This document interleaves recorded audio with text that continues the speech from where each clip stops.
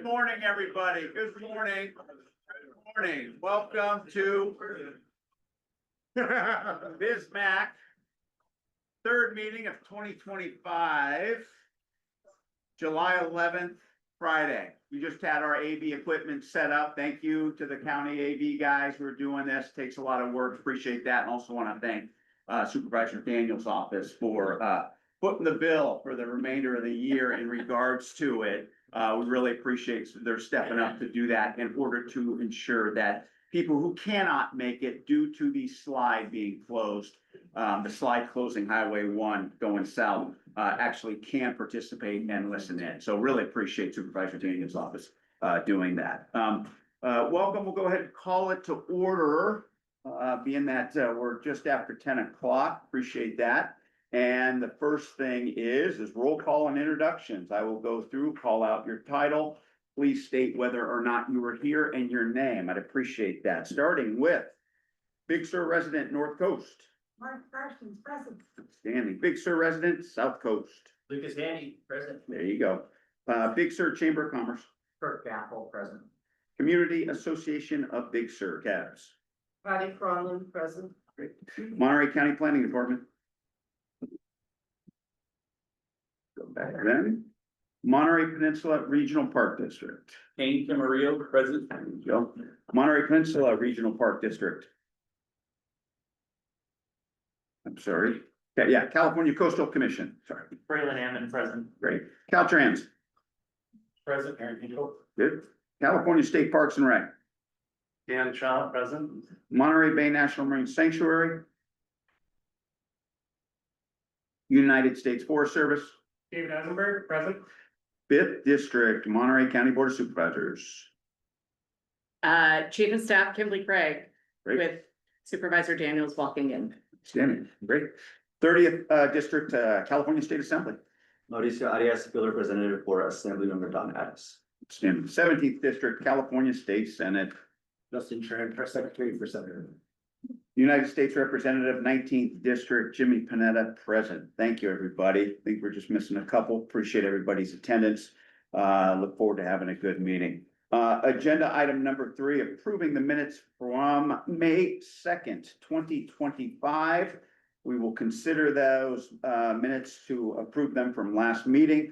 Are there any, first and foremost, any proposed changes to the minutes from members on the board from that meeting? Martha, good. You're good at this. Go. I know. Thank you. And whatnot. But one I just wanted to mention in particular, in the state park report at the very end, and the law enforcement, they were. So I thought I was talking about that.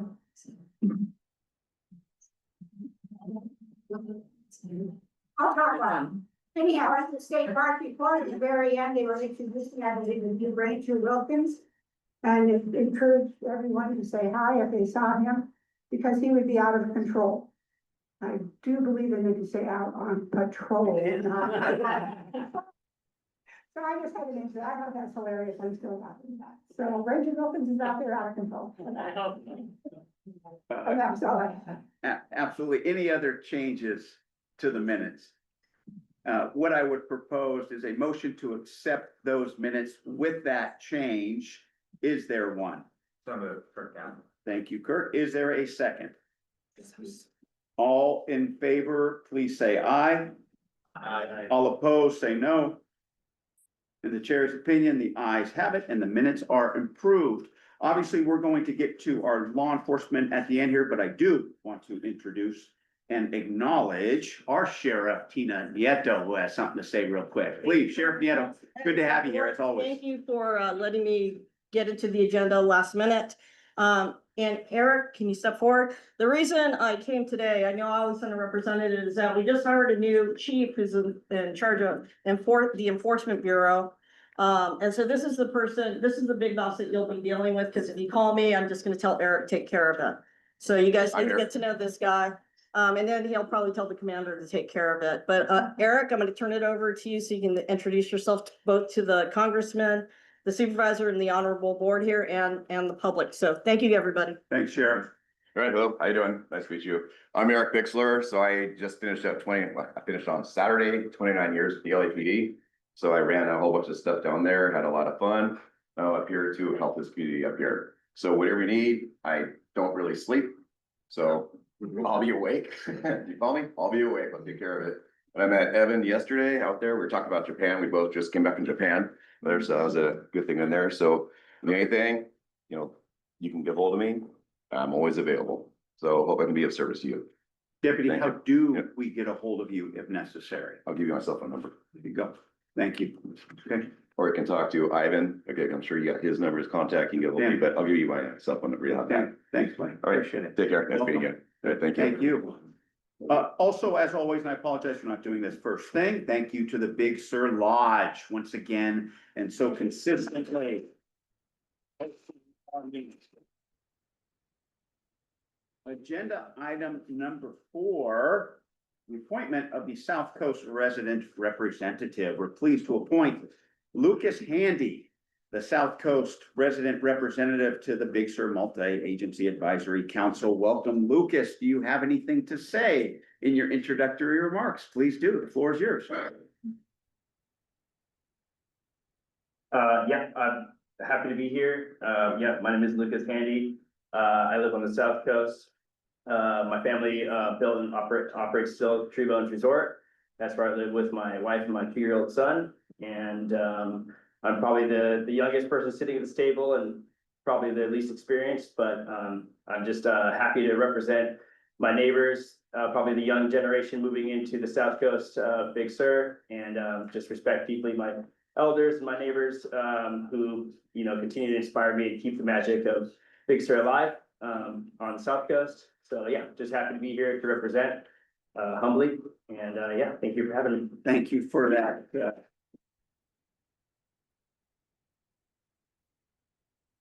Thank you, Lucas, for that statement. Thanks for that attitude. I appreciate that. And obviously, you got some big shoes to fill, considering the representation that Bree did for the residents down there. So look forward to seeing you fill it ably. Thank you.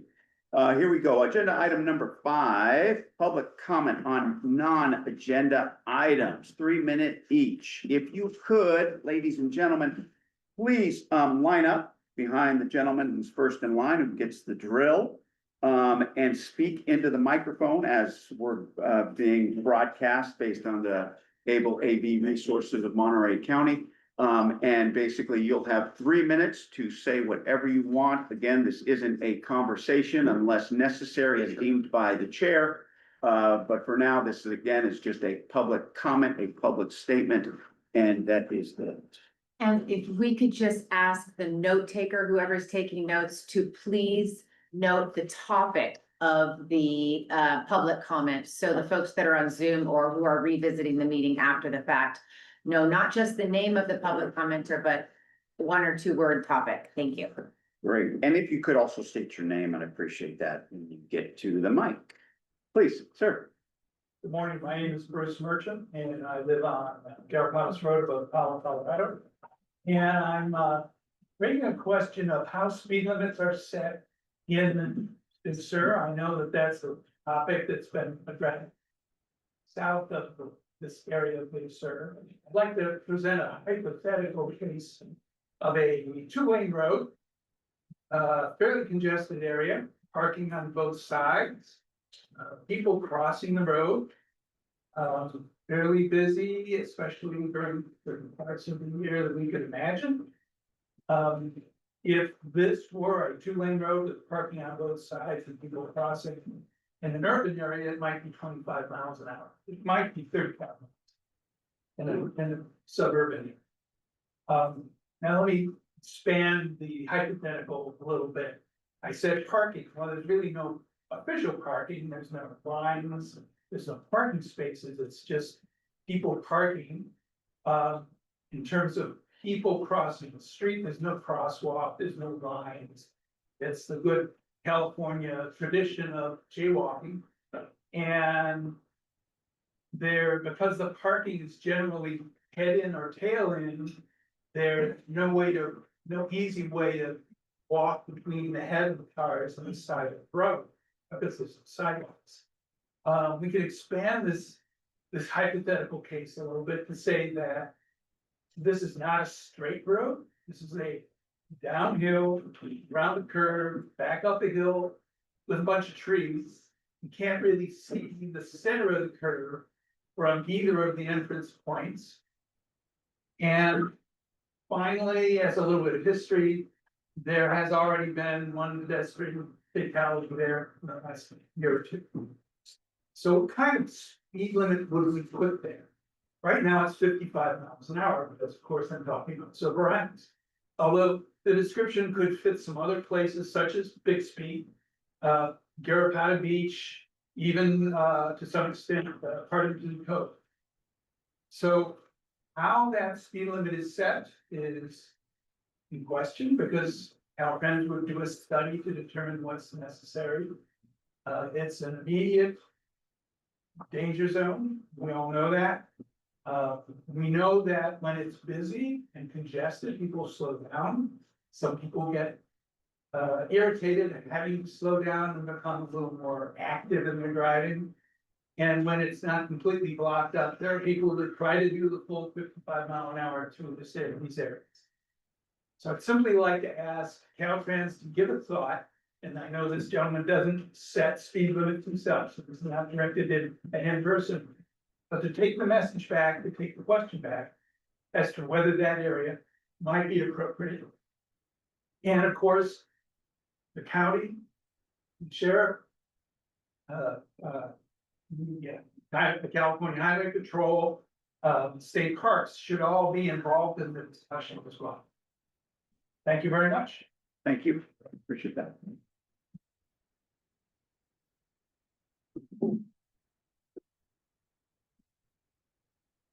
Hi, my name. They're going Perfect. My name is Sharon Petrosino Wilson, and I'm here right now representing Keep Big Sur Wild. Although, just for a side note, Chief Matt Harris will not be here today. I'm also the chair of the board for the fire brigade, so I will be giving his statement when it gets to his time. On behalf of Keep Big Sur Wild, two things I want to note. One is that we are having a trash pickup on August 2nd at Hurricane Point at 10 o'clock. Last time we were there, I think we got 43 hats, half a piano, some other amazing things, a stove.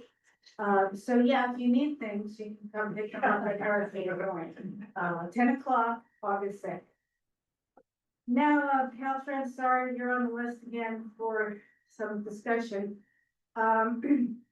I'd like to speak briefly on the visual and environmental impact of the plastic delineators that were recently installed at Rocky Creek Bridge.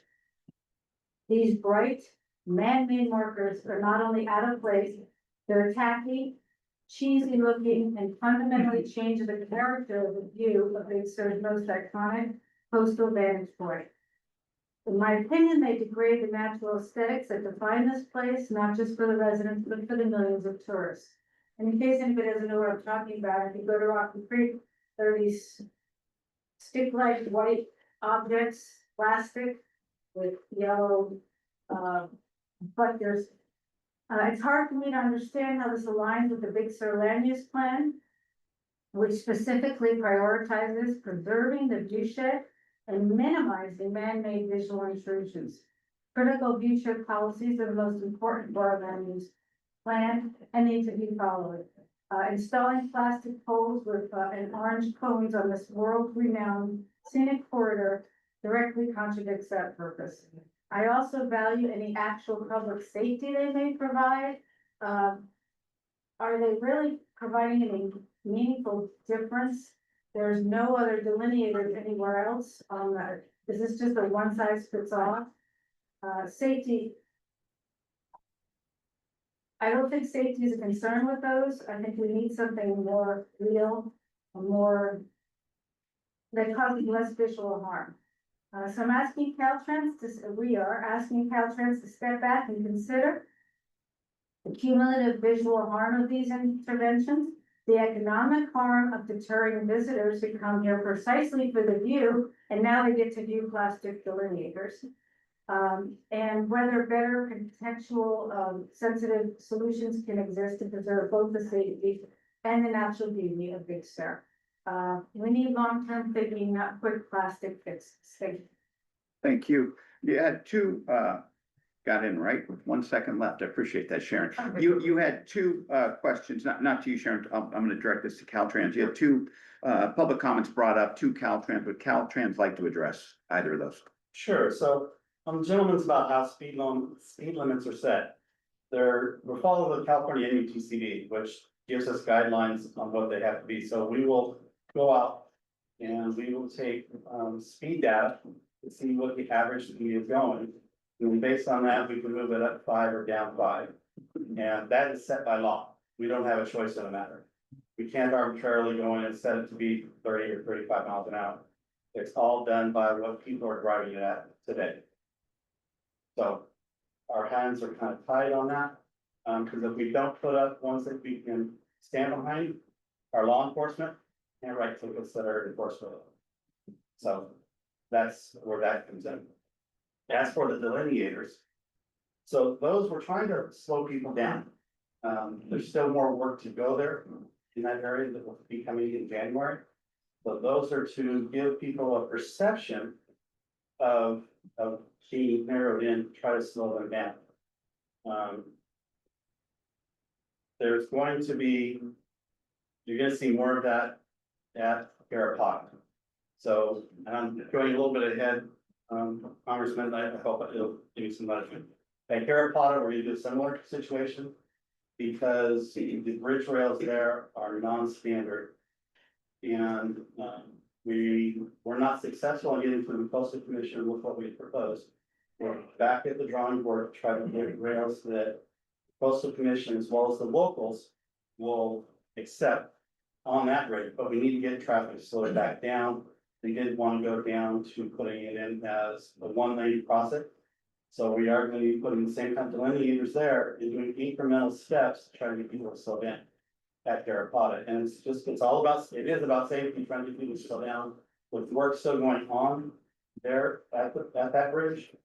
Again, we're trying to get people to slow down for the worker safety, everybody else to say. So hopefully that is sufficient. Great, thank you. Next public comment. I am Dee Vidal, and I have well, first of all, the litigators, now that I know what they're called. And I hear what you're saying. I'm just curious with these inquiries about railings and so on. What's the data on past accidents having to do with the railings? That would be, I mean, because they've done a study of that sort of thing, because this is a scenic highway. It's not really long one. And I was wondering also with the trail and the backcountry, I was curious to know who is going to be scheduled for ongoing safety and sanitation on that stretch. Has that been figured into the finances? I wonder if we're overseeing that. And the other thing is SB 540. There's some copies on the back, and I have a few more myself of an opinion piece about with SB 540. It sounds like it's gotten through the Senate, state Senate, but it's before the Assembly in August. And I'm just curious, it sounds an awful lot like we're setting up another Enron. We're getting rid of the guidelines that came after the Enron debacle, and now sort of a similar kind of thing seems to be developing. So I just would like that to be, I was curious about, I called on Assemblywoman Addis's office and warned them that I asked you about. So thank you. Got it. Thank you, Peggy. I guess in regards to Caltrans, in regards to the railings, any comment? Yes, sir, thank you. So the bridge rails, we have a group in our structures division at headquarters that reviews all of our structures statewide. The bridge rails on several of the ones on Highway 1 are no longer meet crash compliance. And they're degrading to a state where if a car is to hit them, there's the potential for the vehicle to go over the edge. the rebar is showing, the concrete is actually falling apart, it's falling off of the rebar. So it's losing its structural strength. And we are looking at replacing them, but we are trying to keep in mind the visual components and what coastal commission is gonna want to see in our design. But it's a challenge to get them to be, what we call match compliance, to be able to take the hits from the vehicles and everything else. The original designs were very well, so they're not recreated. They won't meet the current standards of today's standard with the current, what was there before. So no, we can't put back what was there previously. And so we are trying to get stuff that is tested, will comply, and that will meet the needs of the locals, coastal commission, and what we need for safety for the military public. Thanks for that thorough response. I appreciate that. In regards to the state legislation that she mentioned, I spoke with both the representatives for Senator Laird and Assemblywoman Addis. Peggy, they will contact you, and get your information and follow up with you about that bill, if that's okay. Okay? I think it would be a nice thing to be mentioned. I don't Understood. Understood. Great. Thank you for that information. I appreciate that. Thank you, Peggy. Please, sir. Everybody. Give Catherine's a bit of a break here. Totally good. Aaron's doing a good job.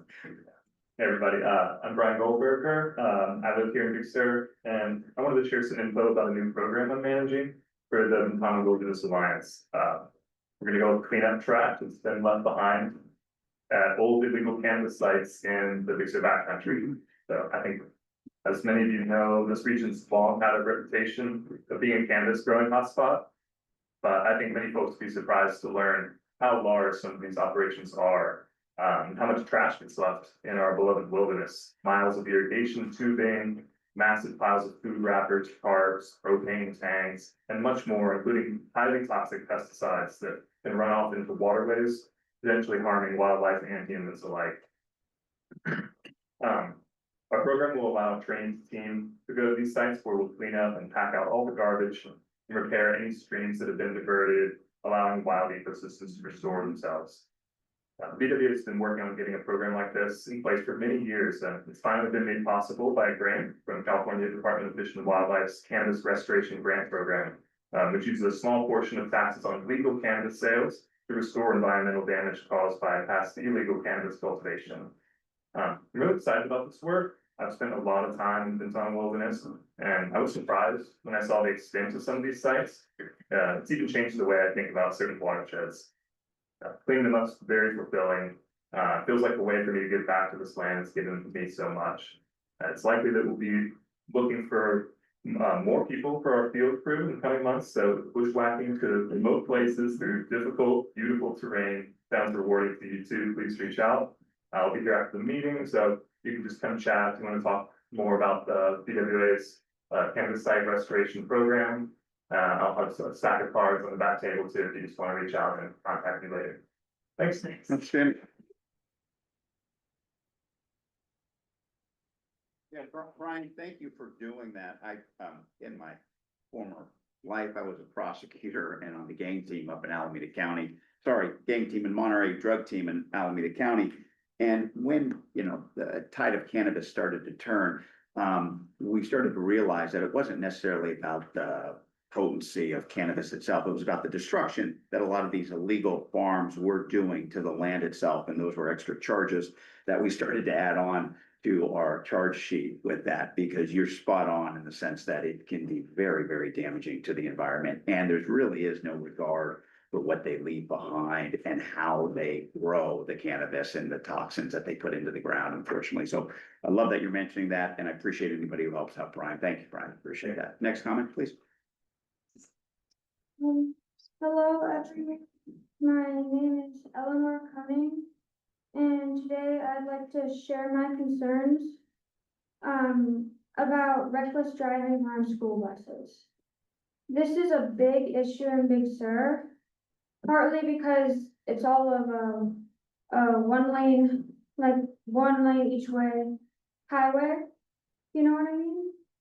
And there's no in the places where there's mostly bus stops, there's no legal passing zones. So if people wanna get by, they just go. And I myself ride the middle and high school bus in Big Sur and see many of these situations.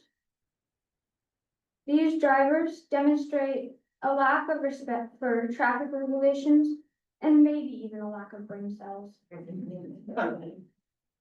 I collected data for a bit, and my school bus gets passed 6 to 14 times illegally daily, and that's only in the afternoon.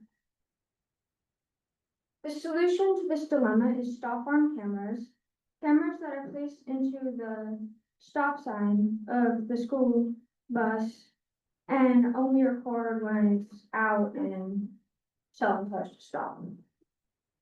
But unfortunately, these cameras are banned in California. I don't know why, I couldn't find it anywhere when I researched for some reason, but however, change is coming in the form of a bill that seeks to repeal this ban. But change is not always fast when it needs to be.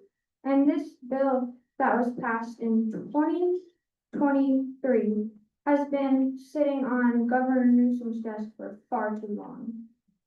For the sake of the safety of California school children, please help pass this bill or get it signed before school starts again in California. Thank you for listening. Thank you.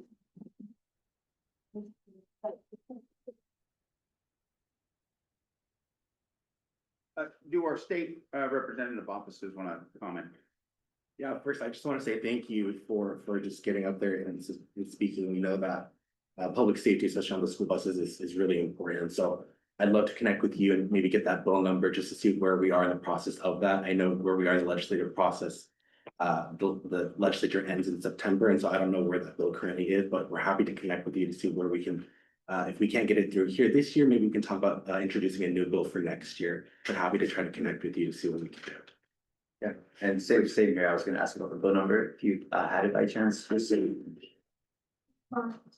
Yeah, I can connect with you after and just grab that bill, see where it's at. Thanks, Eleanor. Thanks to our state representatives. Appreciate that. Next comment, please.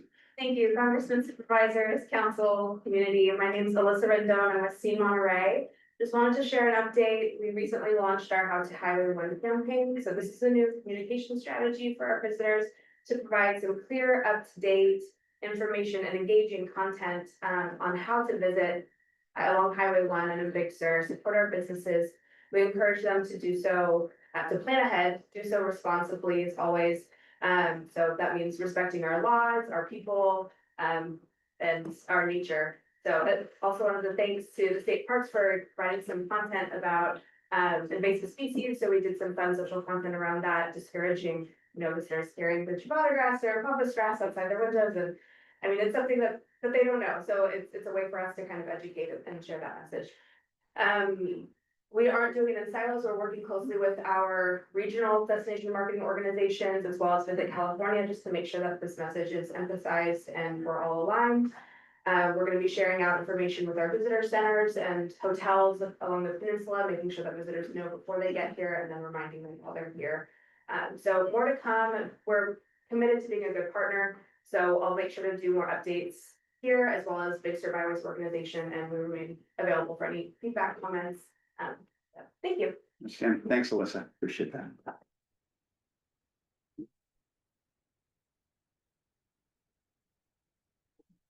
Hello there, my name is Connie McCoy. I'm a South Coast resident.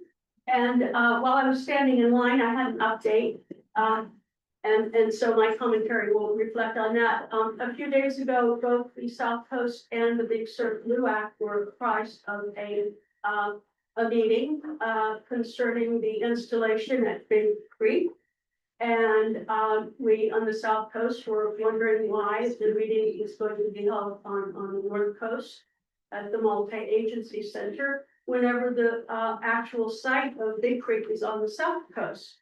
And apparently now I've heard that this has been resolved and the site has been changed, and I'm assuming that it's going to be at Pacific Valley School, which is our normal meeting place.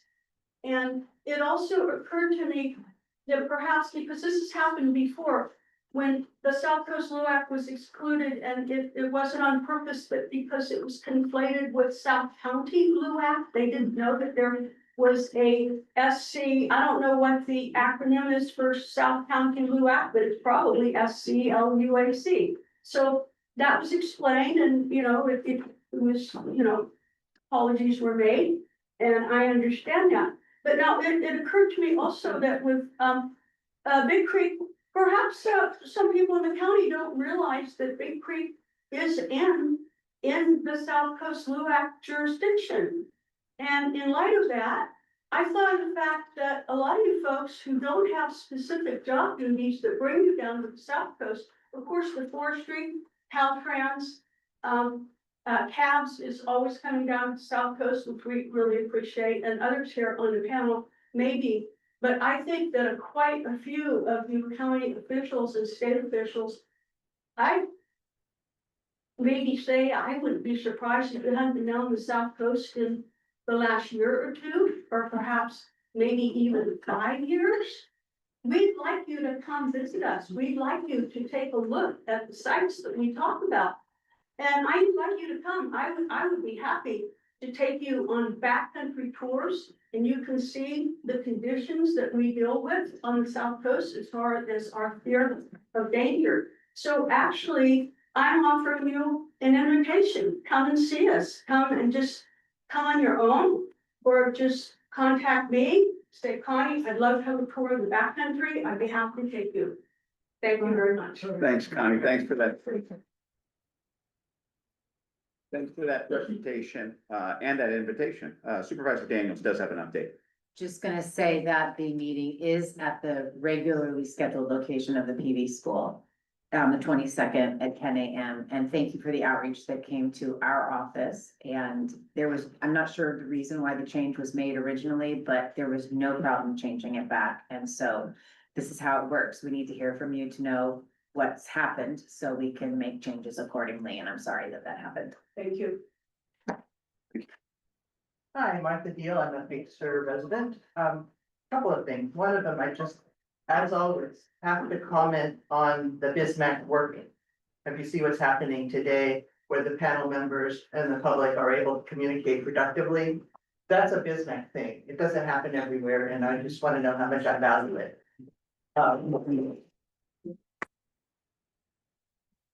I actually got up to, I don't know how to say this politely, but to help out Caltrans, to speak in favor of Caltrans.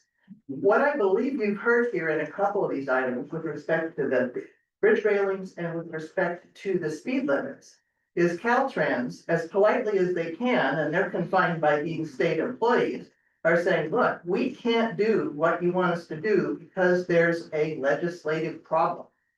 So they're coming to this group in the same way that the members are, saying, we would like to be able to make railings that are better. We would like to be able to fix the speed limit, but in both cases, state and federal law are barriers to our being able to do that. So I just want to follow up on how the BSMAAC works and say, perhaps the people who are most intimately involved with our state and federal laws could step in and help Caltrans. I know they're not asking, I know they're perfectly competent to take care of their own business, but I, as a citizen, can, in their favor, say, hey, they're hollering for help here. Let's see if we can't get there, identify barriers, and help work to resolve them so that they can do what they clearly want to do, which is respond productively to these problems. Thanks. Thanks, Martha. Appreciate it. And that's federal representative, always happy to work with Caltrans, and I'm sure our state representatives are as well. Any further public comment at this point? Hearing none. Oh. One that I forgot to add. She's going, she's double dipping. All right, go ahead, go ahead. You send out newsletters regularly, and I was. Can you do the microphone just so the Zoom can hear you? Yeah, sorry. This is Sharon, right? Yes, Thanks, Sharon. Christina Wilson. Thank you. You send out letters, newsletters regularly, and I'm just wondering if you could, add some specifics as it occurs to Big Sur. And the reason I bring that up is because we recently had a scare where the federal government was, and still probably is, trying to take over our national forests and, I'm gonna comment on that Yeah, in my yeah. comment, yeah. and we didn't know about it until like later. So if you could put in your, cause I read them regularly, I know some people do. Sorry about that. It's okay. If you could add anything about Big Sur specifically, that would be helpful to us. Outstanding. Thank you very much. I appreciate that, Sharon. What she's referring to, if I may take this time, I do send out newsletters regularly on multitude of topics, obviously dealing with federal issues. This issue in regards to the land grab, I'll be addressing later in my comments. In regards to a certain position that was put into the reconciliation package that we talked about, was fortunately taken out. However, that was addressed on, not just through my newsletters, but through my postings that I do on social media as well. So please be sure to follow, not just my newsletters, which you can all sign up by going to my website, but also my social media post as well, in which we address that one as too, but I get to address it today also. Thank you for bringing that up. One more time, any further public comment? Outstanding. Moving on to agenda item number 6, new business. Caltrans in the limelight today. Joe Ueda from Caltrans, the representative, gets to provide information about a good thing, Rocky Creek ribbon cutting. Joe. John Rolay, nice to, Oh, nice to see everyone today. Great to be with you all again. no, it's today. John. Sorry about that. No problem. Today is a really great day. And, you know, an amazing thing happened on March 30th, 2024, when a good portion of the southbound lane of Highway 1 at Rock Creek came tumbling to the ocean. And equally great thing happened about 15 months later, when June 30th, we were open with 2 viaduct structures back to full traffic again. So today was an opportunity to celebrate that accomplishment. We're gonna give you a chance in a moment to meet some of the key team members who helped deliver that. But before we go, we have about a 1.5-minute video that we'd love to show you about that effort.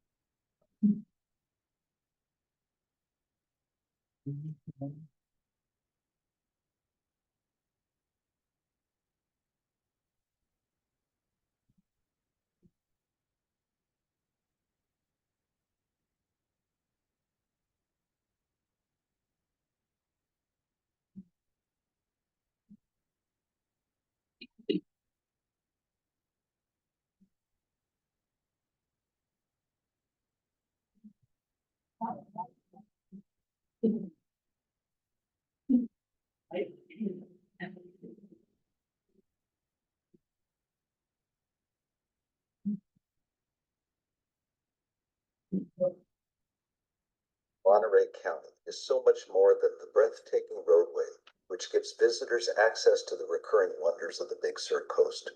For local residents and families, Highway 1 is their main street and the primary way to travel to work and school.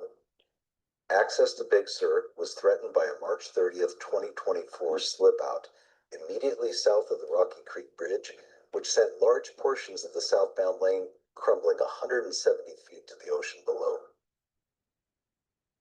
In order to stop continued erosion of the slope below the roadway, crews drilled steel bars vertically into the edge of the remaining lane and horizontally into the slope below the roadway, utilizing crew baskets that swung wide over the ocean. Once the slope was stabilized, work began in earnest on the permanent structural repair, which would eventually become the Rocky Creek Viaduct. Throughout this construction effort, Caltrans stayed in close communication with the Big Sur community in an effort to schedule road closures at times that minimized disruptions to local events. The reopening of Highway 1 to 2 full lanes of travel on June 30th, 2025 marked a triumph of 15 months of resilience on the part of Big Sur residents, business owners, and their elected officials. It also highlighted a marvel in engineering and construction, which was accomplished with a consistent and intentional emphasis on worker safety. Highway 1 remains open and accessible to visitors from around the world, as well as to the families and residents who rely on it as their main street. Thank you.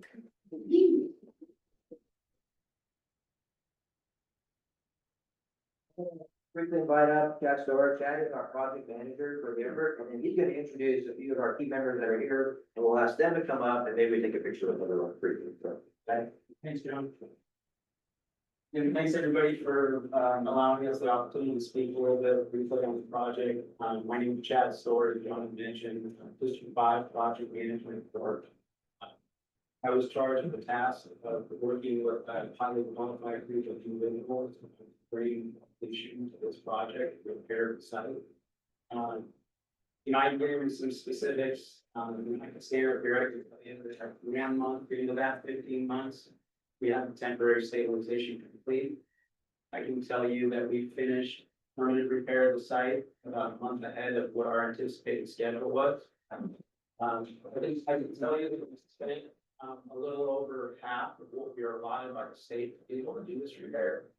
But I think what the most important thing is that I think are those the individuals that I have with me here today that were integral in getting this project done, as well as the over 50 individuals that aren't here today that were a part of that team. So I'd like to acknowledge a few individuals here. We've got Paul Peterson. Paul, can you just raise your hand?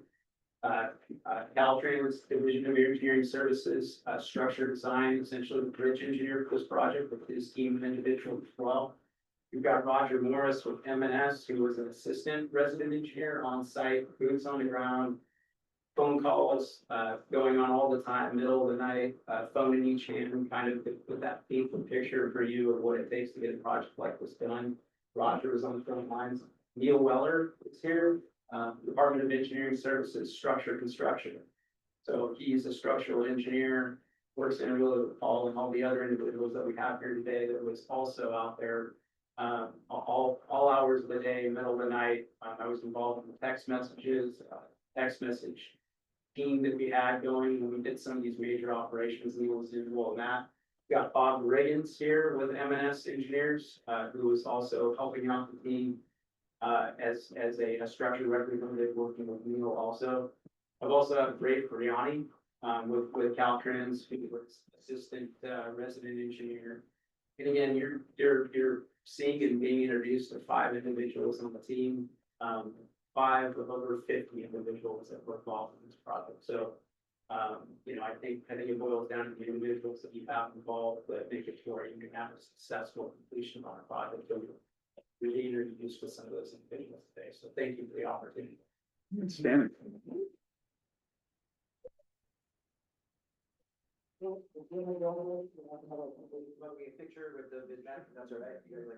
If I could just quickly, sorry, prerogative of the chair.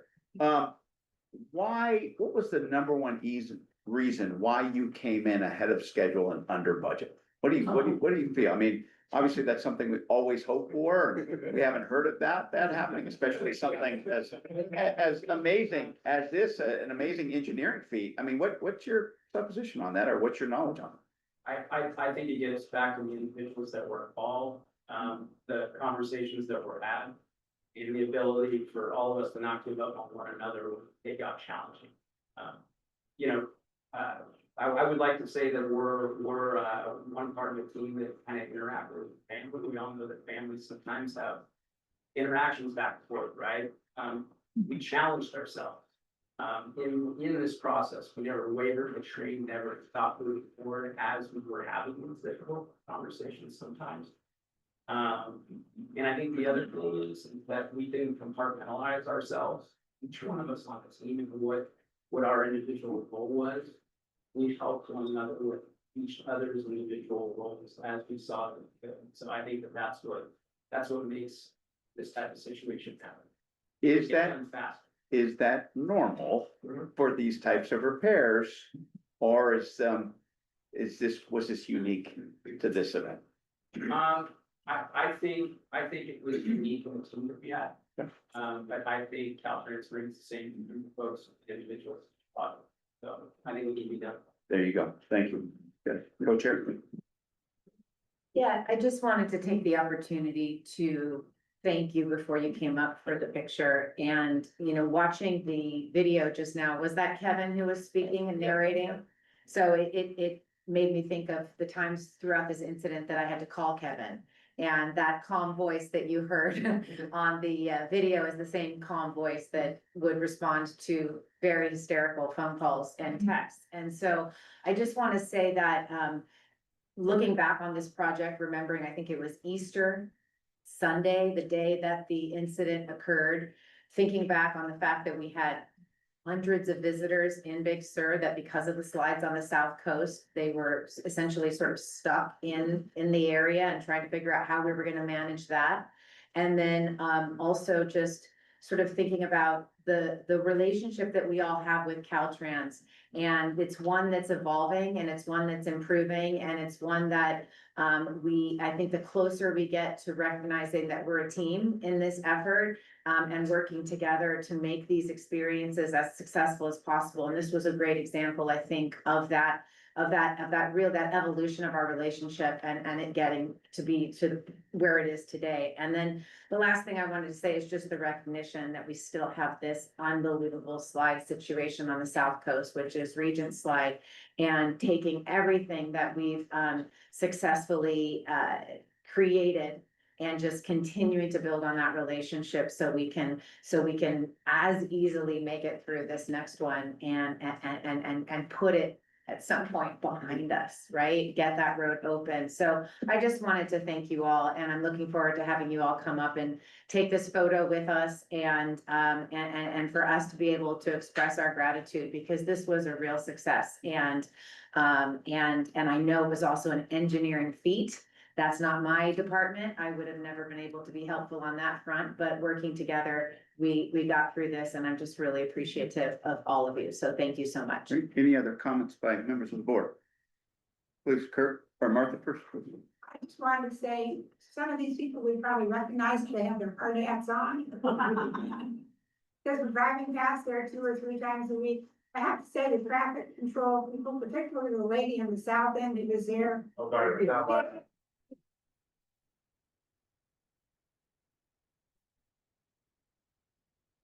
Always a smile on her face. She would recognize our cars ahead of time and give us a big wave. And I just want to say your hats are off to them. So nice. It was great to see. Kurt? Thank you. I just want to as well acknowledge, the Rocky Creek project, I think, was only rivaled by the Pfeiffer Canyon Bridge rebuild in terms of the quality of teamwork, the execution, the meeting and exceeding deadlines. Not sure about the budget on the bridge, but I mean, these were 2 extraordinary projects that in very challenging locations. I mean, Rocky Creek is probably one of the most challenging locations to be able to sustain traffic flow as it was, and resumption of including convoys in its second month after the initial slip out, which was really critical to the community. So again, hats off, great example of what the state can do well when it's able to do so, and as the right team in the right place. And hopefully that is going to continue to provide lessons going forward, particularly as we look south. Thank you very much. Great work. Any other comments? Outstanding. Thank you. Thank you, and appreciation goes right back to the board, but there certainly were many key pivotal moments where decisions can be made. We came to members of this committee and other stakeholders that helped us decide to go this way or that way, and that helped us. And you stood up for us when we faced challenges. So thank you.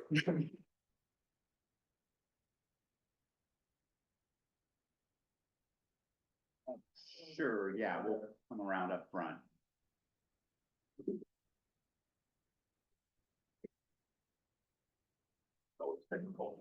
Yeah, and I want to make sure with that now, well, actually, maybe let's stay back here, because last time we took a picture of my rear end because of the zip. Come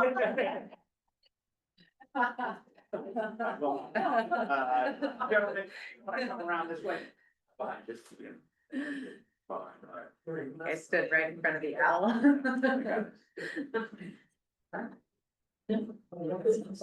Yeah, stand up and not. You guys, There, you are. Roger, nice to meet you. Thank you.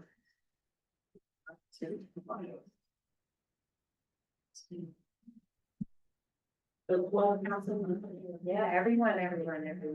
Squeeze in everybody, Where's please. the Caltrans folks? You're all right? Yeah. You know? Get the Caltrans guys. John Olenek, where are you?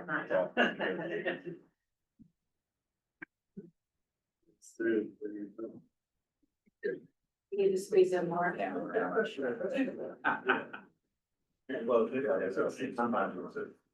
we get everybody? Yeah. Okay. Which one are we looking at, Spawn? We're just looking straight ahead. 1, 2, 3. 1, 2, 3. 1, 2, 3. Okay, everyone's staying please. Thank you. Great, thank you.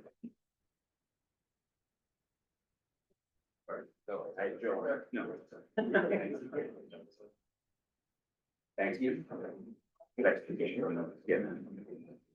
Thank you.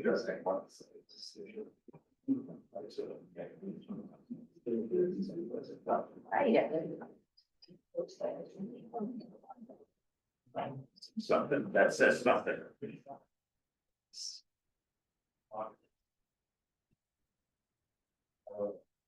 All right. Everybody take their seats.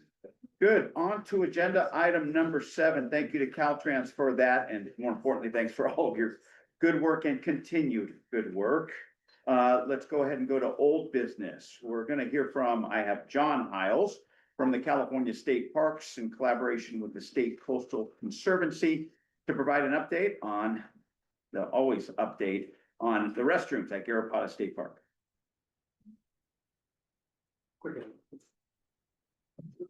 We have a PowerPoint available for this presentation as well. You're gonna put it up here? Yep, sorry. Sorry, Supervisor Dane. Good morning, everybody. Thank you for very much.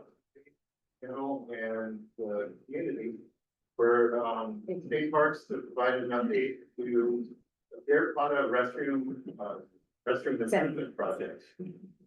This is a project that we've been in coordination with the State Coastal Conservancy. And something that we've been working on for years now, and we're gaining momentum. So brief introductions to the team, and then we have Sheriff Point providing an update. My name is John Hiles, I'm the area manager for Monterey sector for state parks, and have been involved in this project on a lot of planning efforts for the district. Part of our team. We have a consultant, engineering consultant, EKF, on Craftsman's, as well as Afram Police Development Associates. Hey everyone, I'm Olivia Wyatt, I'm the deputy project manager at the Associates. Use the microphone. Good morning, Congressman, Supervisor, fellow committee members. For the record, my name is Tyler Potter. I'm a project director with Police Staffing Associates, and I've been working in Monterey County for the better part of 22 years. So it's very fitting to be here before you all this morning, and thank you very much, and look forward to your questions. All right, fantastic. So anytime I have a conversation about the restrooms and sanitation improvements on state park property in Monterey District, I always like to start with what we are providing to the public, our park visitors, also the visitors that are traveling down Highway 1. Starting in Carmel, we have Montessori Beach, Carmel River State Park, down to Point Lobos, Soberon's Canyon, Trailhead, and Garrapatta Beach at Garrapatta State Park, down to Andrew Molera, Piper Big Sur, Julie Piper Burns, and also down at Limestone. These are all restroom facilities that State Parks is providing for the public. And they're maintained every day to make sure that they're safe and clean and accessible for our listening public. So for this project, we are looking at improving the existing facilities at Garrapatta State Park. We have 2 site locations, one at the Soberon's Canyon Trailhead on the east side of the highway. And what we're looking at replacing are the existing chemical toilets with a 2-stall bulk toilet restroom. This would have a service road improvement and also the ADA compliant access route to that restroom facility. heading down the coast, down to Garrapato State Beach. We have, another site where we would be replacing the two existing chemical toilets with an access road and EDA compliant grill. These, are definitely gonna be more user friendly to the public. They'll be more accessible to the public. And something that State Parks is committed to maintain and provide for. With that, I'll hand that over, to some of the milestones that we're looking at, progressing through for our CEQA. Awesome, thank you. So as a component of this project, we're going to be evaluating the two restroom sites under CEQA. And for those that aren't familiar with the acronym, California Environmental Quality Act. We are anticipating preparing an initial study mitigated negative declaration, which will hopefully go out for public review sometime in fall winter this year. And as part of that document, we've identified several resource reports that will support, we'll first identify the baseline for that evaluation, and support the evaluation up to student facilities. So those technical resource reports include a biological resource report and a reverse report. Surveys to gain the baseline environmental conditions were completed in April of this year, and our report is currently in development. Second is a cultural and temporal resources report. The surveys, again, were completed in May of this year, and AP 52, which is the travel consultation, is to be initiated this month. And a report will also study and consultation effort. And then last, we had a visual resource evaluation. So that was the simulations that were shared with this group. At the last meeting, I believe the packets of that visual simulation report are available on the fact table if you weren't able to review those. And we have just a few of the sample simulations. So this is, and I guess I don't know which stuff is okay. Okay, great. So this is Surroundings Canyon. This is the restroom proposed on the side of Highway 1 at that trailhead. And this is looking north. So if we were traveling north. Again, these are simulations, so it's not going to be a perfect, example, but you get an idea of what's proposed in terms of the design of the facilities. And then if you were to examine what might that look like as a passerby. This is Garrapato Beach. So this is the facility proposed on the west side of State Park 1. And I believe we have the views going from, if you were going traveling southbound, but also northbound. And again, these are available for as a part of the packet. And I'll just, yeah, okay. So as part of the project, and part of the teamwork with the Coastal Conservancy is that public opportunity, and in addition to the environmental documentation, which provides public input, is that public input in terms of just the design plans is also a component of this project. And so the team is looking to host some public meetings and site visits at both the restroom site facilities in the next month or 2 months. So this is an opportunity for the public to visit the sites, to ask questions, to identify any concerns that you might have about the facilities and for state parks. And I believe the engineer team as well as the DMA will be present to answer some questions. This is just an opportunity for you to provide that input and be a part of the project development. So we've identified a few dates, and I think open to discussing setting those dates. Meeting times would be sometime in the morning, 10 to 12. Starting from the southernmost site, Garrapato Beach, and then going up to the next. Thank you. So a big part of this project is involvement from you all and our agents and friends. This has been an issue that's been discussed for decades. We're finding ways to improve the restroom opportunities for the millions of people traveling down Highway 1. And this is an opportunity for us to address that, specifically for Garrapatta State Park.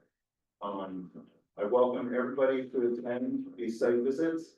It'll be a great opportunity for us to go into more detail, and to collect comments and views from the community.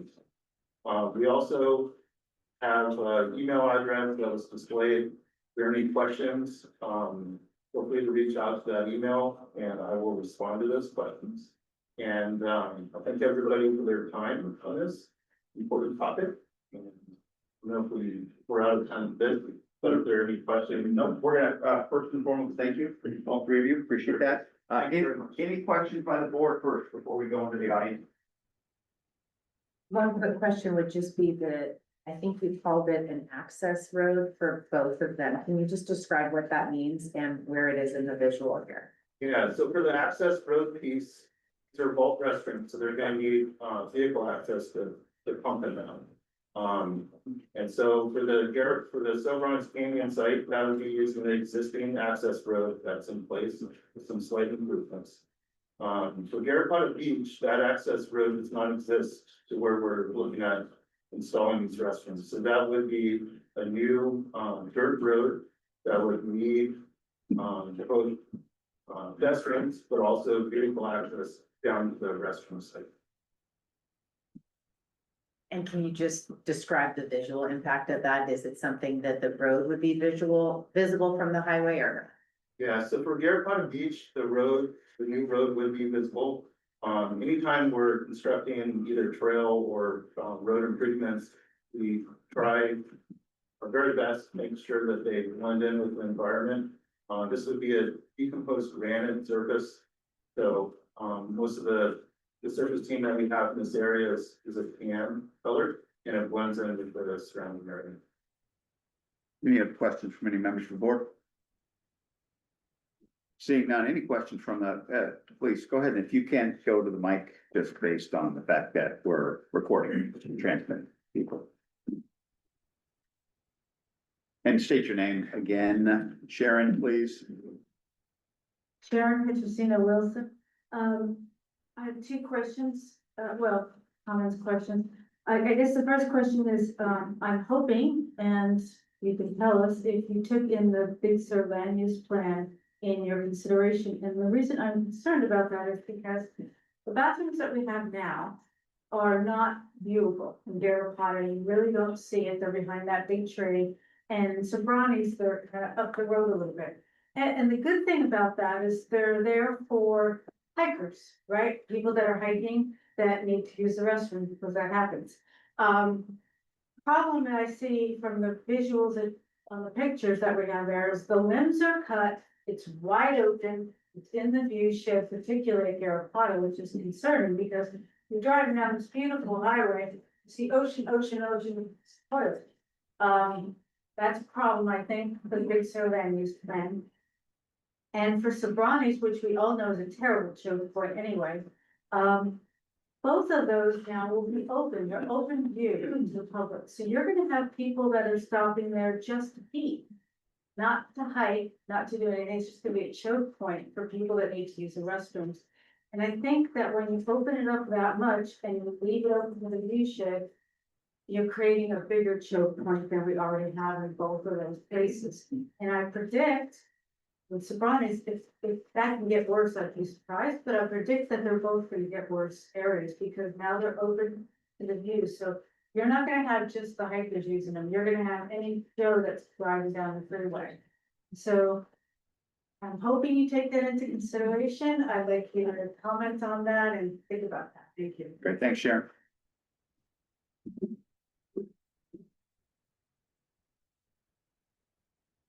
All right, that was a big part of the design effort that we're looking at the alternatives. So for Garrapatta Beach, the site locations that we're looking at for the construction is actually set below grade from the highway. And what we're looking for is to reduce and limit the visual impacts from people passing along the highway, both southbound and northbound. We have been working with a handful of contractors and vendors for these vault restrooms to look at ways to reduce the roof pitch, so it's even lower. Some of the standard designs that you can buy off the shelf would have a much steeper pitch for the roof line. And so we're looking at ways to modify them. So these are custom built CXTs or vault toilets specifically for the Garrett Beach site. Also vegetation screening for Soberanes Canyon. We're aware that that whole area is lined with cypress trees. There would be some tree removal or branch removal to allow that ADA pedestrian path. Any ways that we can shade and provide a less visual impact, we are going in that direction. These are tough sites because we have visitors that are using them.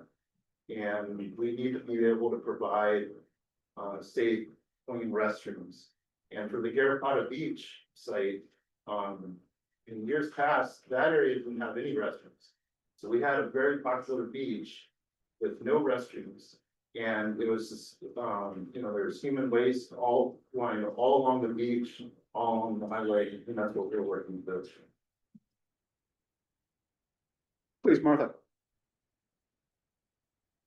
Yeah, Martha Deal, again, Big Sur resident and resident of Garrett Canyon, so the Garrett situation was on my mind, and I just want to put in appreciation for the other place that human waste was my driveway. And I was happy to not have that be the case. A couple of things. One of them is I want to make sure, and I want to say it here, that these analyses need to include a full safety analysis of all the parking in these vicinities, which has never been done. This is ad hoc parking. So as soon as we go and make a design like this, we're formalizing something that hasn't been analyzed for safety at all ever. It just happened. So with respect to all this, I wanted to just put in a word for the CEQA analysis to include traffic flow, traffic impacts, traffic safety, and parking design. Because these are both areas where we've had a significant amount of trouble with all of those things. Secondly, particularly with respect to Garrett, putting a structure in the middle of a suite of coastal chaparral is problematic. If anything sticks up at all, that angle ruins the sense of seeing the open space. So if we can move it to a location where it's not silhouetted against the ocean, where it's up, I would propose further south, but continue to say that even vegetative screening in that location changes the effect of the coastal chaparral. So I understand and appreciate and support the idea that we need restrooms. I also think there's an inherent conflict between a mission that says we're serving park users and we're serving the traveling public. I would strongly suggest that we start with park users and add that the ADA accessible requirement is understood, but it's ADA accessible requirement from what? We're parking people in extremely problematic locations that there's no possible way except the one person who's parked by that to be able to use it. It's not practical as designed until we talk about the entire picture of the parking for the use there. And to say, okay, what's there is good, we're gonna go ahead and design around it as these visuals do, I think is flawed, and it's gonna take longer at the back end when we come back and say, we're worried about the safety, we're worried about this analysis. So let's just request that the analysis be super robust about the entire parking situation in the vicinity and preferably all the way up to the places where the ad hoc parking occurs by Willis Knoll. Because as you know, people walk all the way up there, they're now parking in places that used to be construction zones that made a little bit of, you make a little bit of an opening, it becomes parking. So let's just be clear, which is established parking, which is designed parking, which is safe parking, which parking that doesn't reflect opposite. And that's not confusing. Thanks, Martha.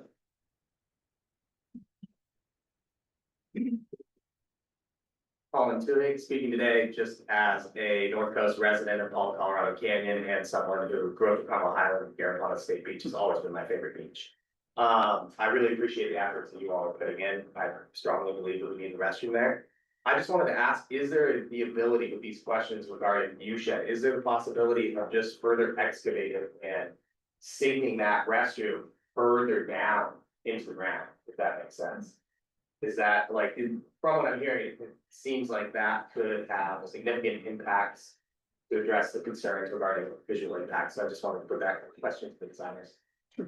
Not being a designer, won't be able to answer that, but John may be able to speak to it, and I'd like to speak to it. Yeah, so in terms of the design, we are limited to the number of locations that we can put these structures, and that is one of the challenges here. You know, there's a lot of sensitive species surrounding the area. For the Garrapatta Beach site, that was a location that was already disturbed and is denuded of vegetation, especially endangered species. It was sunk down below grade from the highway. And so those are all factors that were taken in. And I agree, like, there will be more analysis that's gonna be done, especially working with Caltrans. And what we're trying to achieve is to limit the amount of those waste along the highway. And I think we can all agree on that as a worthy goal. The details is where it does get tricky. And this is the reason why this project has been discussed in various avenues for decades. And our goal here is to move the needle and to get something in that fits within the LVP, fits within CEQA, and provides the service. Before, you go ahead, and then Eleanor. Awesome, thank you. Again, Tyler Potter, I just wanted to speak to the two comments earlier. I think, you know, these comments, right now, it is the time is right for these type of comments, because we are just embarking on the environmental review process. And so I think this type of dialogue is gonna help inform our analysis to ensure that we cover the breadth of issues. And then again, we're really at the beginning of the CEQA process. We then will be working with the County of Monterey to go through the CDP process. So there's a lot of opportunity to coordinate on these issues to ensure that we're addressing not only the environmental constraints, which are primarily biological and cultural, but also taking into consideration the parking related concerns, because our duty and obligation as part of CEQA and public disclosure requirements is really to consider both the direct and indirect effects associated with this project. So we will definitely be considering all of those issues, including consistency with the LUP. So I just want to make sure we're all on the same page, that the time is perfect right now for these type of comments. So certainly appreciate those. Look forward to having everyone at the upcoming site visit. So thanks for staying that time. Appreciate that. Eleanor, please. Oh, sorry, I didn't mean to.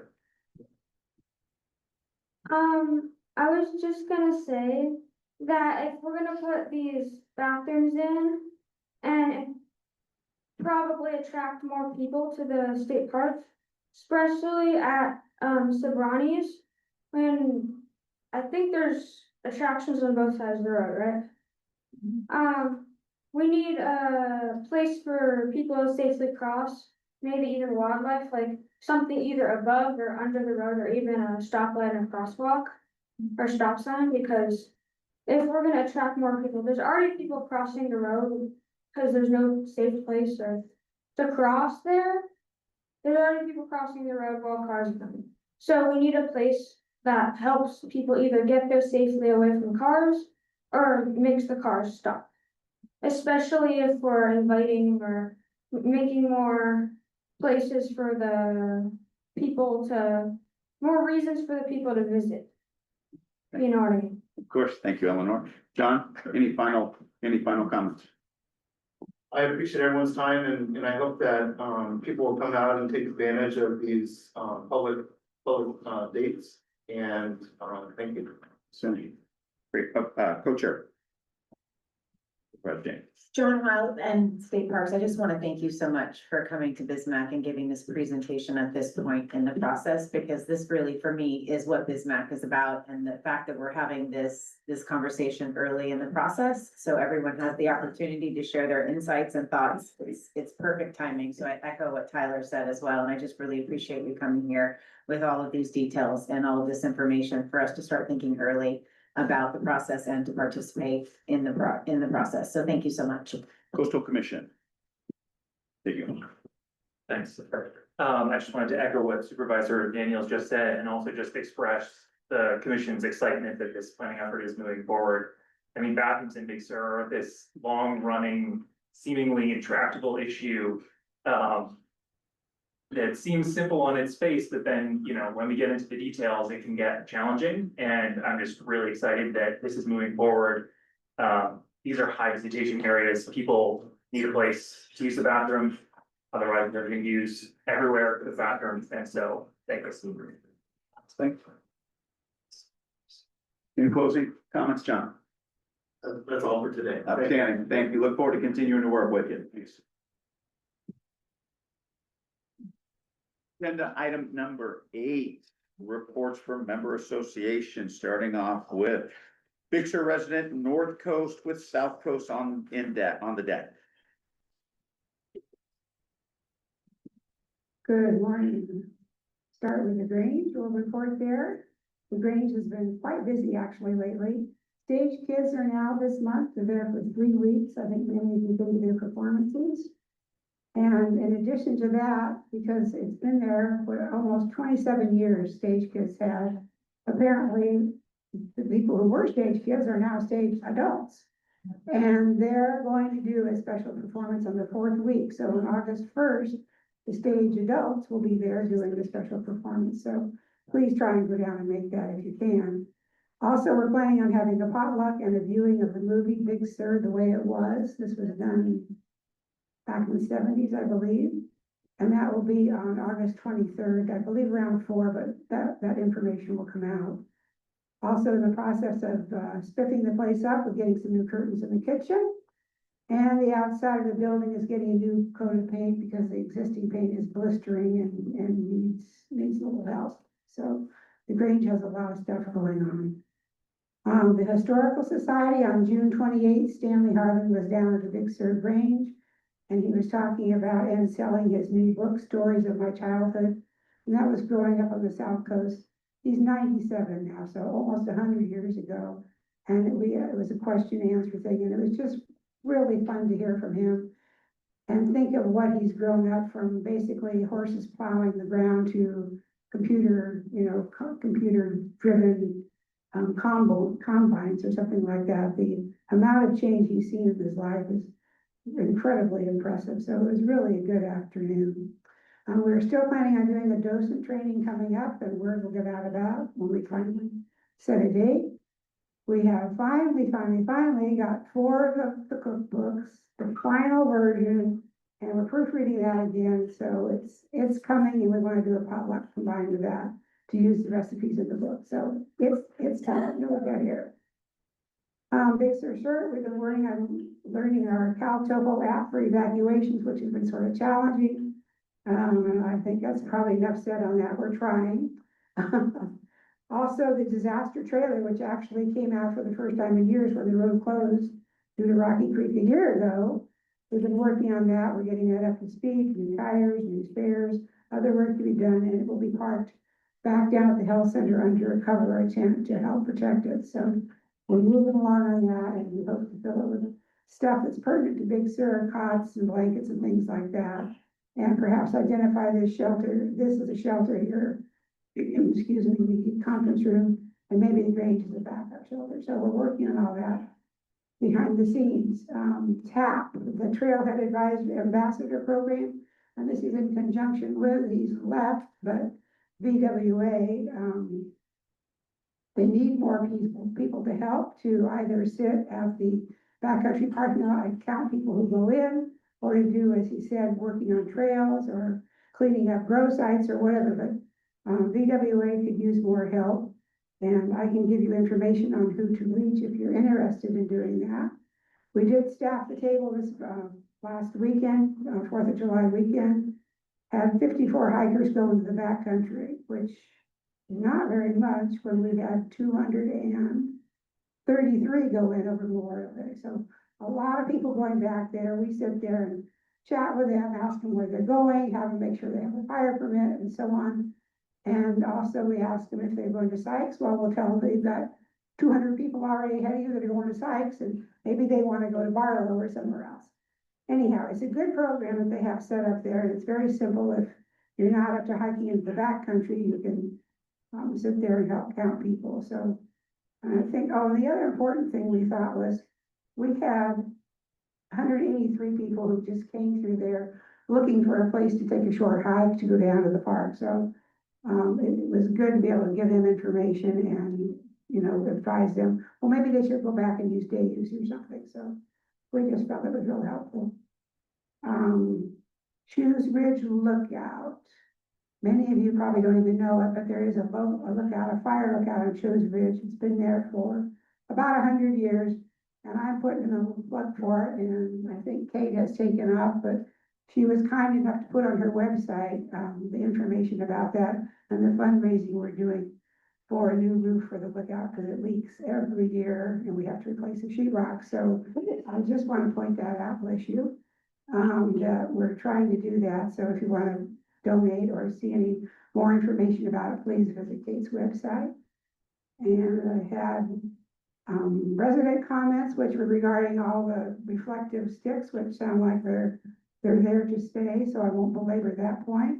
And then the question was, over the weekend, we had a sign at the bottom of Pfeiffer Ridge, which we assume was regarding Pfeiffer Beach, where it said, no RVs, no walkers, no whatever. And that was the first time I think we'd seen that.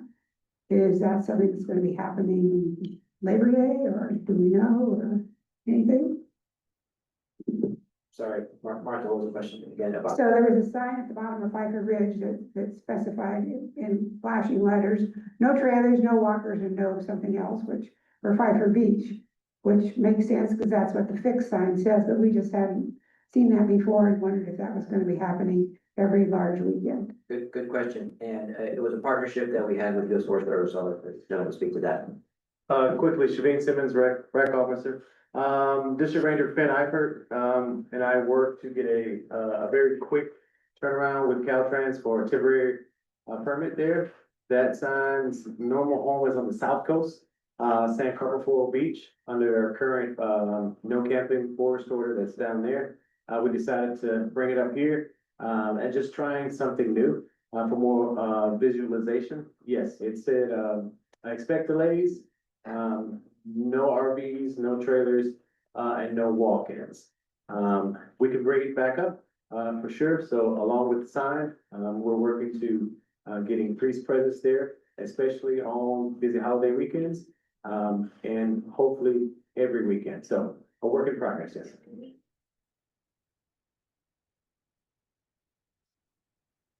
There was a question, every weekend? Question mark? Regarding just the, increased, sufficient staff every weekend. Yes, yes. Do we know if it helped, or if they get out, or we have any ideas? Come again? Do we know if it helped? I don't know currently. I know when I was setting it up, late Thursday afternoon before the July 4th holiday, I had about 15 residents come by and ask me what's going on. So there was interest. I think it spread. So if nothing else, the word is getting out. Okay, thanks, Martha. South Coast with Chamber on deck. Lucas Handy, South Coast representative. South Coast residents are among the most tenacious and adaptive people that you'll meet. We live entirely off-grid. We're fully aware of the vulnerabilities that come with our remote location. We're data collectors, board members, volunteer firefighters, emergency responders, hospitality workers, educators, news providers, and outreach organizers. Though small in number, our community is resilient, resourceful, and self-sufficient. Yet we do rely on and appreciate the attention and support of the broader Big Sur community and Monterey County.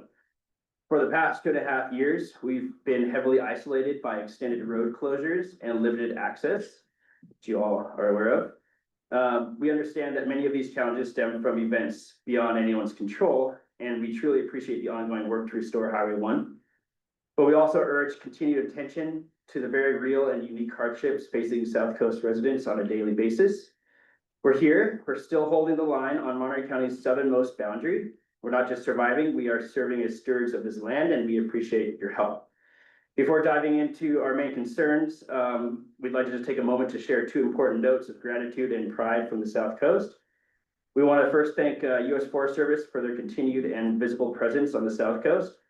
In the absence of through access due to the recent slide, U.S. Forest Service law enforcement has been our only official patrol presence, and their consistency has not gone unnoticed.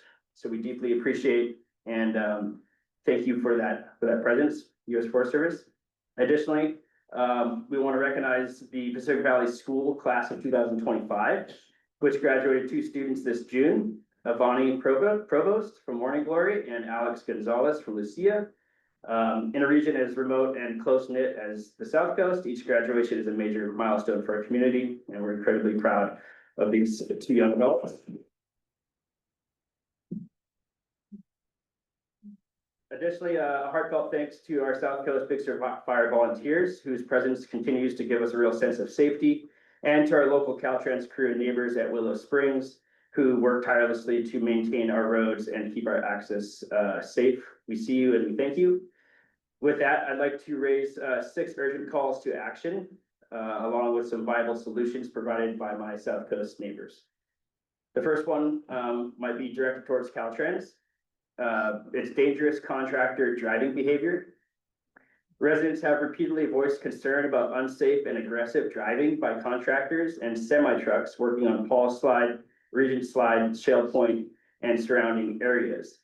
Despite multiple reports to Caltrans over the past 2.5 years, these behaviors continue unchecked and include tailgating and reckless passing. Drivers report being tailgated aggressively and passed at high speeds on narrow winding sections of Highway 1, specifically in the morning and afternoon when these individuals are likely commuting from their respective work sites.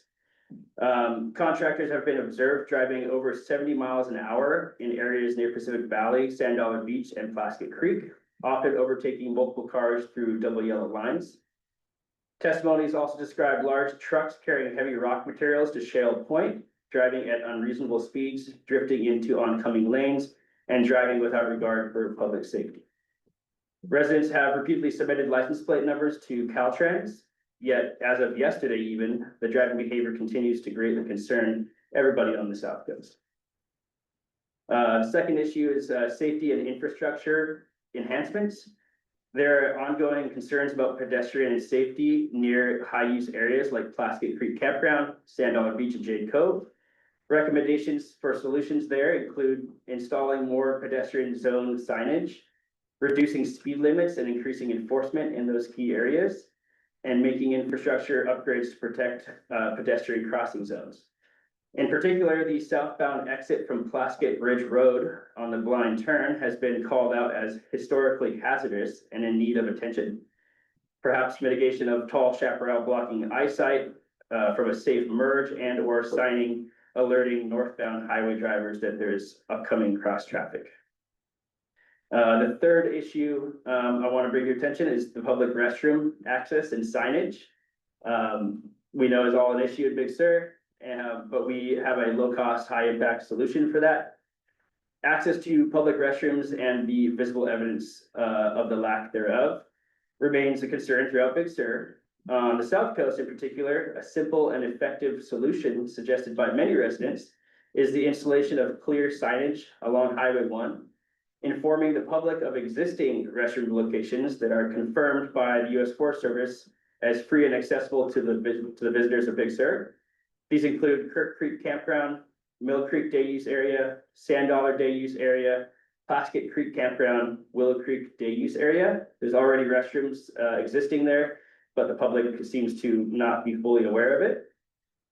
Those facilities are maintained under the U.S. Forest Service special use permit by Parks Management, but they are significantly underutilized due to lack of public awareness. So residents on the South Coast are asking for more signage along Highway 1 at the entrances of these sites to make it clear that restrooms are available at no cost. This would be a quick, low cost, and environmentally impactful action that enhances the visitor experience and helps preserve the natural landscape. We also, on that note, want to acknowledge and thank District 5 U.S. Forest Service personnel for their recent efforts to update the signage and increase their presence on the South Coast again. The fifth issue is clarification needed on the California Coastal Trail Project, terminology and scope. Residents have raised concerns about a lack of clarity in the California Coastal Commission's messaging around the Coastal Trail Project. Specifically, the project that's been described at different times as continuous, quote unquote, and then later as quote unquote segmented, leading to confusion about its actual scope, design, and implementation timeline. At this stage, South Coast residents feel that it's important to be clear and consistent with the information shared between all the stakeholders, including the Big Sur LUAC, and clarifying the intended location, alignment, and goals of the project to help ensure that the community can participate in a meaningful and appropriate way. The sixth and final issue is just temporary fixes becoming de facto solutions. South Coast residents have been forced to adapt to what were meant to be temporary workarounds becoming long-term realities. For example, US Postal Service mail is only delivered once a week on the south coast of Big Sur, and larger packages such as those from UPS or FedEx no longer make it past the slide. They are all rerouted through Monterey and don't arrive at their destination. This has left residents to come up with their own rerouting methods, which often require traveling to Cambria to receive the essential deliveries. These are all basic, necessities that people have access to. On the South Coast, we have not had access to that for 2.5 years. Similarly, the trash pickup has been reduced to once every other week. While this may seem like a minor inconvenience, it has become a serious burden on both residents and businesses. These are all basic services that shouldn't be compromised indefinitely due to a road closure. That has now lasted over 2.5 years. We urge the county to pursue and implement more sustainable interim solutions for essential services until there's a clear timeline for restoring access through Highway 1. Furthermore, the community also continues to call for consistent, transparent updates regarding the progress on Regent Slide. Even if there's no major advancement to report, the residents of South Coast deserve at minimum a weekly or bi-weekly status update. The lack of communication has only added to the sense of isolation and frustration and the feeling of abandonment on the South Coast. In closing, South Coast community remains committed to being constructive partners in the stewardship of Big Sur. We're not just asking for attention, we're offering our solutions and our presence and our willingness to collaborate. We know the path forward requires effort from all sides, and we believe that by working together with transparency, accessibility, and respect, we can continue to protect this place that we all care so deeply about. Thank you for your time and attention to these issues and your continued commitment to these solutions. Outstanding. Good job for the first report. Right. Feels fine, and of course, on behalf of Bismarck, give Bonnie and Alex our sincere congratulations. And on the USPS stuff, we'll be in contact with you on that. Okay. Thank you. Appreciate that. Thank you. Thanks for bringing that up. Great. Thanks. Chamber with cabs on deck. Thank you very much, Congressman. Well, notwithstanding the highly impacted hotspots at Point Lolo, Sobranis, and Bixby Bridge, the impact of traffic flows on Highway 1, and their impacts rather, traffic and business levels overall continue to be significantly depressed due to the closure of Highway 1 at Regent Slide. Vacancies at campgrounds and cabins in Big Sur in July are generally unprecedented and at levels we haven't seen in years during the peak summer season. So there's, a twofold kind of recognition of traffic impacts and visitation in Big Sur that I think can be often very misleading, which is those hotspots, which at different times can suggest that the coast is overwhelmed, when in fact we're seeing significantly less traffic than we would expect to see historically, and that we would have seen prior to the closure of Highway 1 to the south. And that has enormous attendant and accruing impacts to the residential community of businesses, their employees, and the economy here in Big Sur. The resumption of the 2-lane access, though, at Rocky Creek is a very welcome improvement, both in the traffic flows for residents, employees, and visitors. And the completion of this project also means that we will not have the attendant press releases on the necessary PM closures and occasional 24-hour closures, which, given the complexity of that project, were pretty frequent and created a lot of uncertainty about access and reinforced the notion that access to the Big Sur coast was either unreliable or just simply didn't exist. So it's a twofold advantage. We've got the greatly improved two-lane access there at Rocky Creek, and we don't have to keep talking about it. So again, good job to Caltrans on that. Another positive development for visitation to the area is the launch of the How to Highway 1 campaign by C. Monterey. Elisa spoke to that earlier. This campaign is making clear to the public that in spite of region slide, Big Sur is accessible, both from the north and the south. And the messaging includes key points on encouraging responsible visitation. And it also represents a really important element of regional coordination with Visit Slow to be able to try to support the South Coast Big Sur businesses and the North Coast San Luis Obispo County businesses, as well as the Big Sur North and Central business communities.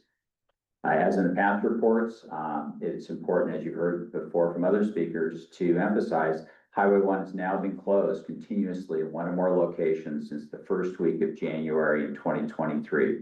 And the reopening time frame at the last closure location of Regent Slide remains uncertain.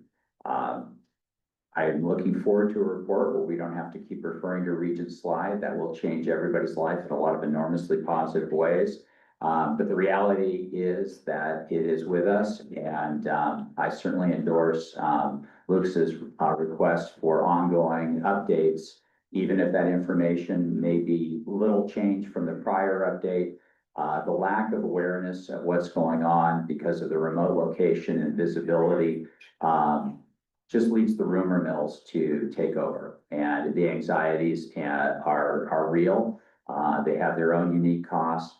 And while Caltrans, I think, I would agree with Supervisor Daniels, has very much improved its general communication with the community and with key stakeholders.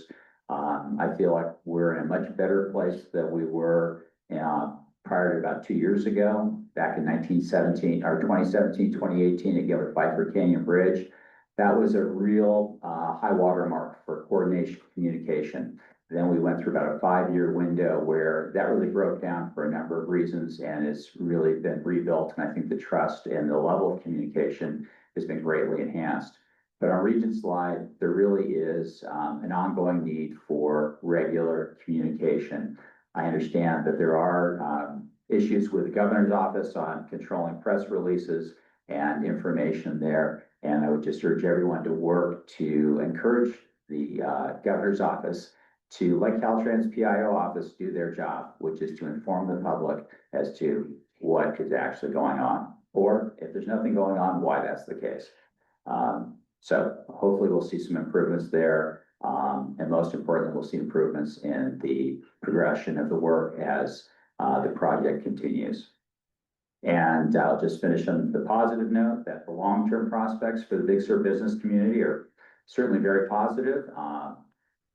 But we are looking at going into the 2.5+ years now into a third year of a road closure to the south, and the lack of ability to plan for, is this road realistically going to open this year, or are we looking at next year? Are we looking at any next time frame? Makes it very, very difficult for individuals, families, and businesses to plan and to sustain their viability going forward. But the project is underway. I fully believe the state is completely committed to reopening the highway, so I don't have any concerns about that, and wish Caltrans and the contractors the best of luck to continue their current strategy. Thank you very much. Kurt, thank you. I appreciate that as well. And both Supervisor Daniels and I agree that at each meeting under old business agenda items, there should be an update on the Regent Slide. Thank you. Moving on to cabs with the planning department on deck. Thank you. Patty Crogland. As always, the Community Association of Big Sur has remained busy and deeply engaged. And looking ahead, our focus for 2025 has centered on 4 critical priorities: community housing, visitation management, fire preparedness, and disaster preparedness and relief. I will speak to each of these categories. Community housing. CABS continues to advocate for long-term solutions to housing that reflect the needs of our community. With both the Big Sur Land Use Plan update and the Monterey County Housing Element update, conversations continue on ADUs, JADUs, and caretaker units as community long-term housing options, including alternative and affordable types of construction. For example, Shabusa system, SIF panel kit homes, modular homes, tiny homes, yurts, trailers, etc. When we speak of this housing, we are also speaking to possible county incentives for property owners who want to offer community workforce housing. For example, affordable and streamlined permitting. Another topic is transfer development credits. Looking today at the definition of what makes a site eligible to transfer and what makes an eligible receiver site. Might this work for the 24 homes at the Navy base or a hybrid of this? The outcome of the vacation rental ordinance with the Coastal Commission and what impact it will have in Big Sur. Visitation management. With the summer here and the Rocky Creek slip out now fully opened and Regent Slide keeping the highway closed to the south, we are seeing an uptick in visitation, especially with one-way traffic in and out. July 4th was the perfect storm. 3-day weekend, perfect weather, and a day trip to Big Sur. From Point Lobos south to Bixby Bridge, these multiple hotspots were more than law enforcement could manage, but they were out in force, and we thank them. A couple of hotspots to highlight and the most obvious. Bixby Bridge. This is not a new problem, and definitely more needs to be done here with safety the priority. We ask that both Caltrans and the Coastal Commission give this area more attention and look at creative solutions to address the safety concerns, traffic congestion, and parking control. The Big Sur Byways Organization, the Bixby Bridge Emergency Task Force, Supervisor Daniels, Monterey County Public Works, and the Big Sur community are asking for your help. What the county has done to date: Monterey County Public Works, with support from the Board of Supervisors and the Bixby Bridge Emergency Task Force, took the first step this last year to place K-rails on the Old Coast Road to prevent parking at the entrance and added more no parking signs. Law enforcement made themselves present on weekends. This year, the Board of Supervisors voted and passed to keep the Old Coast Road closed and the K-rails there to further prevent parking on the east side of the highway. Law enforcement presence is still necessary, especially on weekends. This is not the final solution, but it helps. What more can be done at the county level? And this is a request. Increase the parking citation fee. Increase the county budget for more law enforcement time at Bixby Bridge and other hotspots. Bring back a resident sheriff for the Big Sur area. What can be done at the state level? Look at implementing solutions to manage the highway corridor at Bixby Bridge. For example, 1, prevent parking on both sides of the highway. 2, promote a visual access experience. 3, do not have turnouts at either end of all the historic bridges. We also request that Caltrans do a safety traffic flow study, starting with Bixby Bridge and then all the other hot spots, coordinating with the Big Sur Byways Organization. And we request the Coastal Commission to relook at visual versus physical access along the 70-mile stretch of Highway 1 per the Big Sur Land Use Plan. The other hotspot for us this last holiday weekend was Pfeiffer Beach, Sycamore Canyon. This too is not a new problem. The beach has become a photo attraction with the keyhole and purple sand. Most visitors stay no more than an hour, which adds to more traffic and congestion on a single lane residential road. This holiday weekend, an electronic sign was placed temporarily, and Parks Management Company was staffed to provide coverage at the top of the road and at the kiosk with U.S. Forest Service presence and support during the weekend. What more can be done by the U.S. Forest Service and with the Visitor Use Management Implementation Plan immediately? Explore a long-term encroachment permit for an electronic sign on the highway with messaging in real time to what is happening at the beach and parking. Examples: beach parking is full or do not enter the road. An additional sandwich board to be placed at the top of the road when the parking lot is full and removed when parking is available.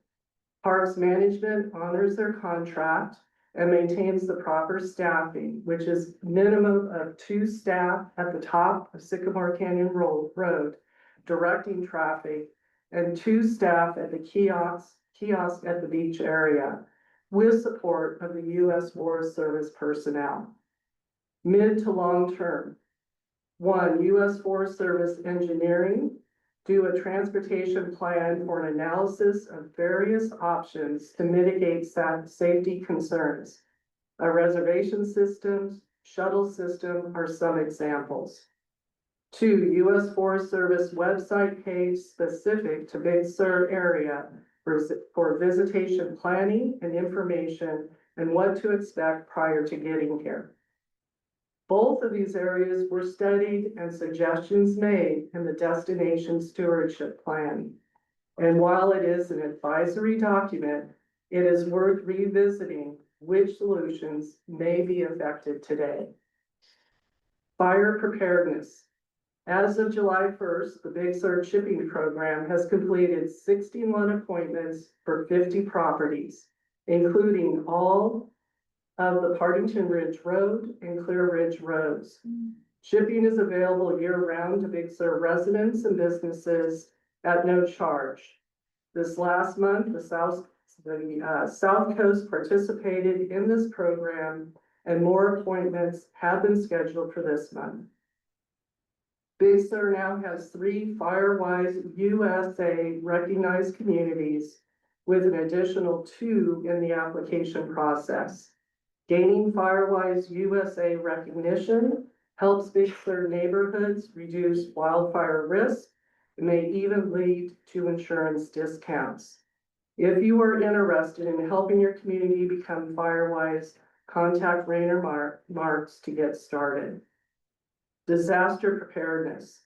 CABS is starting the conversation with Big Sur Incident Command and many individuals and agencies on how to better prepare the Big Sur community for the next disaster and better define each of our roles.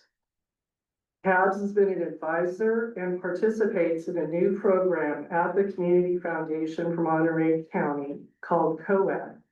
That's Community Organizations Active in Disasters. This program provides a large network of services and agencies. When the next disaster hits our Big Sur area, this will be an invaluable resource for community assistance. A new idea in conversation is fundraising for disasters so we have the financial capacity to act quickly. I don't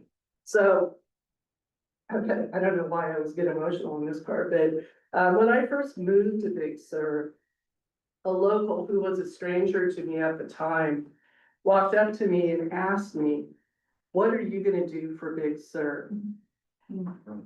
That moment has stuck with me, and it has shaped my approach ever since. So today I'm turning that question back to all of you in this room. What are we going to do for Big Sur together? Because building a resilient, thriving future here is not the job of one person or one agency. It is going to take all of us, united in action and purpose, to care for this place. Thank you. Thanks, Patty.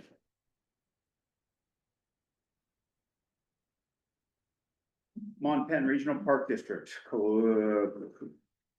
Yeah, with, I'm sorry, Planning Department, Park District on deck. Thank you. Thank you. Melanie Beretti, Chief of Planning with County of Monterey Housing Community Development. I wanted to, as always, thank everyone who's here in public. We really enjoy and take the input that we hear and bring it back. So really appreciate the time you guys spend coming and sharing. I wanted to introduce a couple of staff members.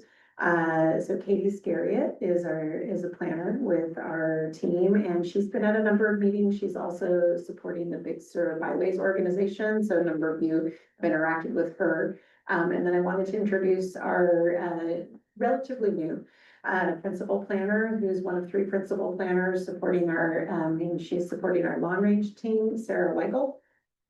Who's back there. She wanted to come down today and just introduce herself and get to know the community as we support various initiatives related to Big Sur. I also wanted to take the opportunity to do a plug.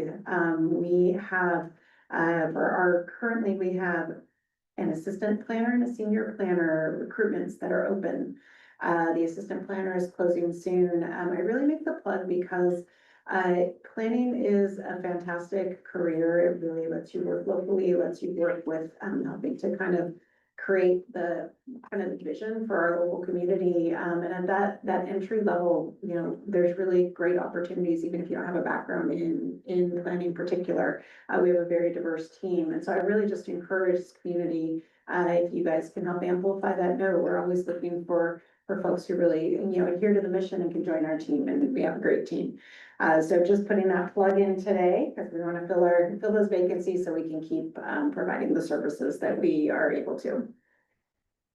A couple of notes just to follow up on some items that came up.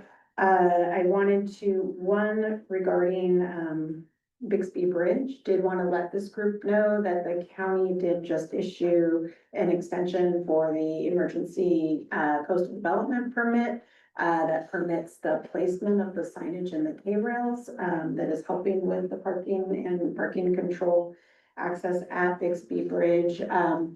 There is some backup that continues from Rocky Creek. Even though Rocky Creek is open to the public, there will be some continued activities that periodically will result in that one laning. And so, and then we continue to work towards addressing those issues with partners. So we did just want to flag that for this group. Also, with regards to housing, it's critically important here in Big Sur as well as throughout our county. And so just a couple of updates on there. I did want to let this group know that we are housing element, which is the planning document for kind of planning for housing needs in our county. The draft has been updated and we've submitted our second draft to the State Housing Community Development Department following a 7-day public review. So I did just want to let folks know, if you want to get involved or just want to see where we're at in that process, that is available on our webpage. You can access it there. We also have a map app that's been updated to correspond to this current version that is a more of a user-friendly, where you can see some of the priority areas that we've identified as opportunity sites. And this policy document really drives not just opportunity sites, but those policies and programs that we're looking at implementing to help facilitate and streamline to achieve the housing that we really critically need in our communities.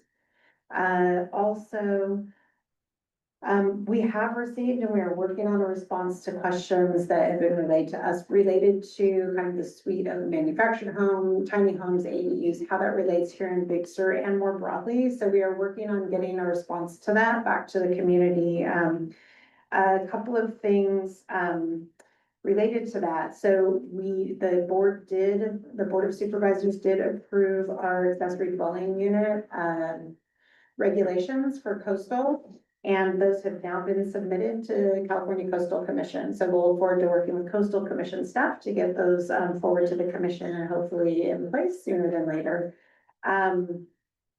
Also,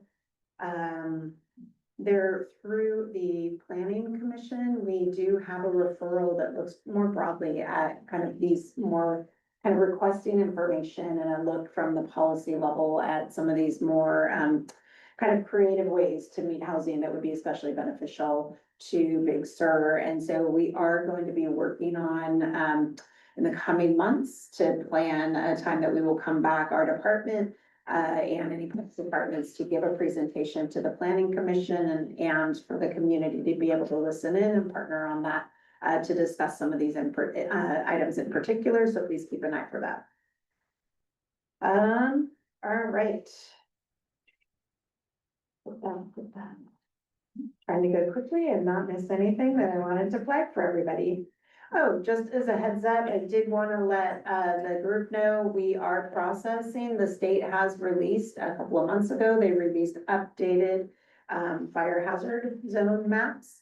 Those maps are being processed to be formally adopted here in the county. So just know those will be coming forward to our board of supervisors. It's really an administrative process to just formally adopt these state policies here locally. That would be really great to be informed for those fire hazard maps as they're coming forward, because they do also impact building requirements and others as pertaining to the zone that you may be in for any new construction and remodels that may happen. And I think I will stop there. I'll be here following the meeting, happy to answer any questions anyone may have or any other updates from our department. Great, thank you. Monterey Peninsula Regional Park District Coastal Commission on deck. Thank you, Congressman. The Fulton Restoration Project at Pollock Corner Regional Park, I'm happy to report has broken ground. This project, as you may have heard, will restore 40 acres of former golf course to native floodplain by creating a process-based landscape that's going to both improve native habitat and protection of threatened and endangered species, as well as provide some flood relief to surrounding communities.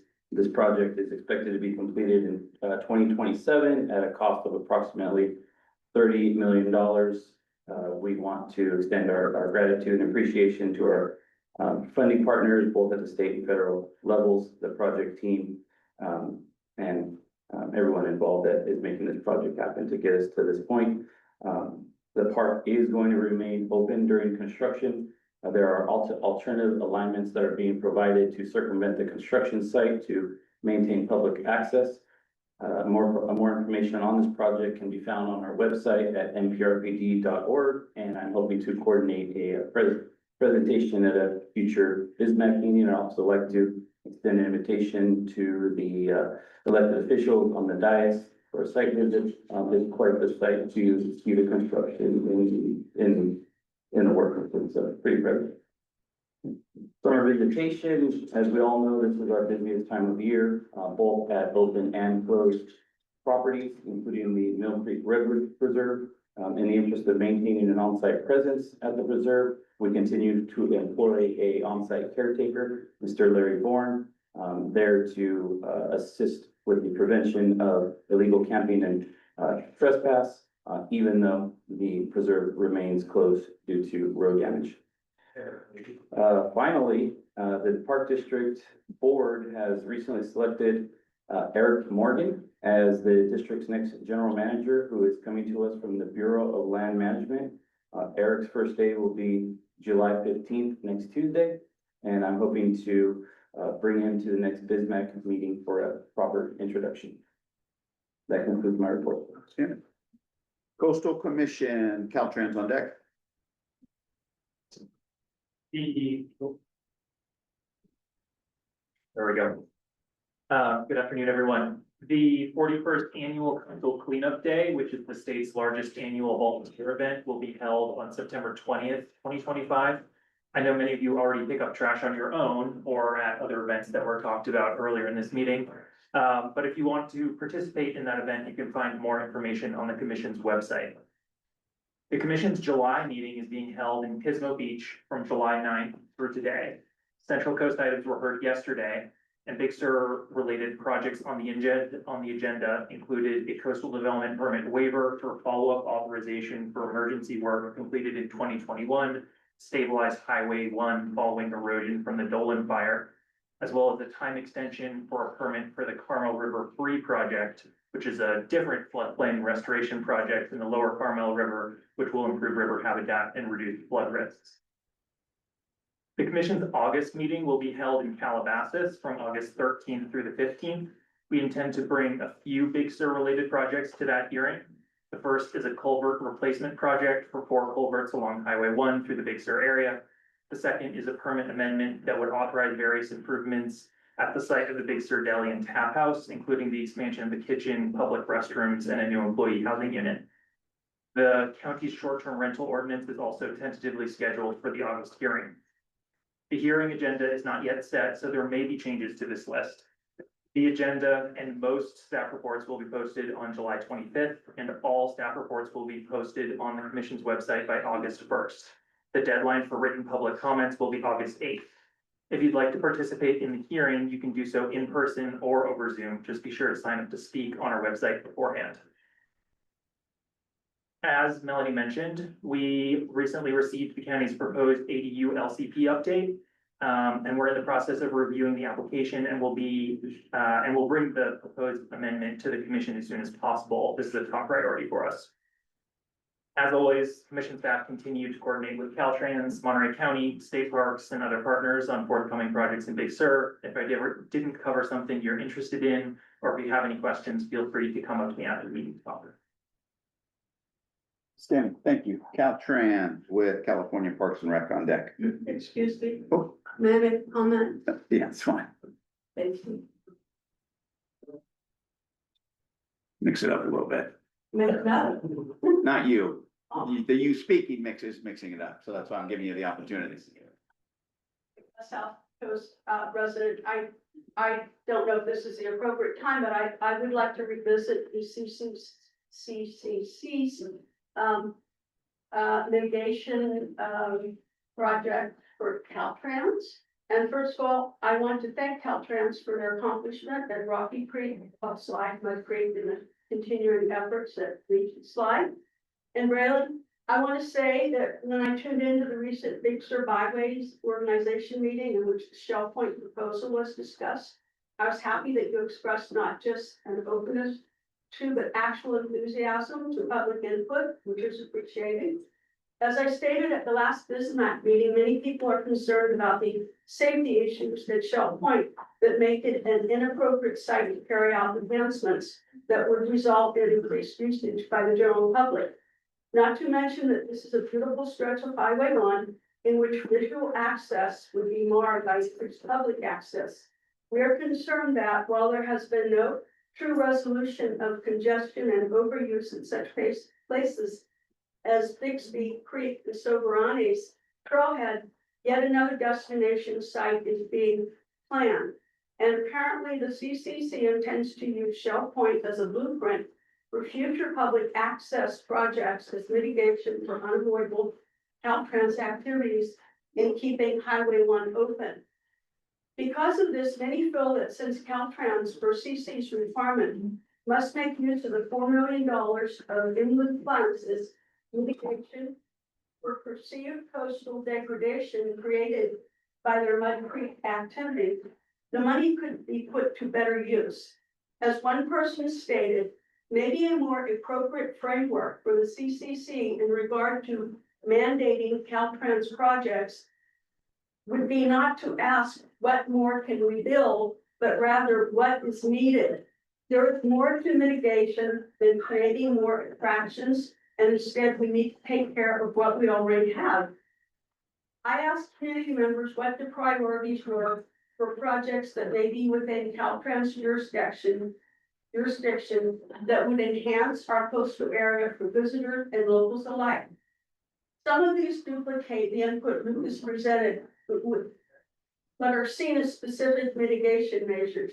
I will send a summary of these responses to the appropriate agencies and officials, but will briefly mention them now. Number one, the overwhelming majority cited the need for public bathrooms and improved signage for existing restrooms. Next, control of invasives without using lethal pesticides. Third, find and put into effect an alternative to the earthen berms along the west side of the highway and in pullouts that obstruct the view. Fourth, better maintain the 5 water fountain sites between Big Creek and Salmon Creek. Their limited vehicle capacity and provide visitors with more intimate coastal enjoyment than attractions. Bonnie, just to, we get, Understand. okay, keep on going. Okay, then attractions are accommodating crowds. That along with keeping clear of obstructions, the already existing small pullouts for the same reason. Institute safety measures for the blind spot where Plastic Creek Road meets Highway 1 and also the area of high pedestrian traffic crossing the highway at Sandola Beach. Finally, a question, Braylon, and maybe you can answer now, maybe in an email. But I'm wondering if you can cite the name of any CCC personnel involved in the initiation of the Shell Point proposal who actually visited the site. And Brandon, you don't have, you can answer later. If you have a quick response, I'd appreciate that. Of Please. course, yes, Thank you. I can answer quickly.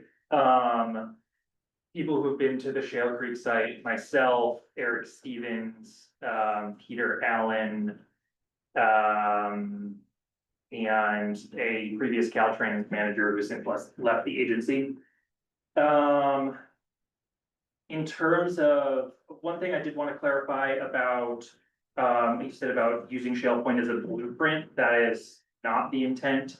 The intent is to embark on a planning effort that identifies appropriate types of public access mitigation.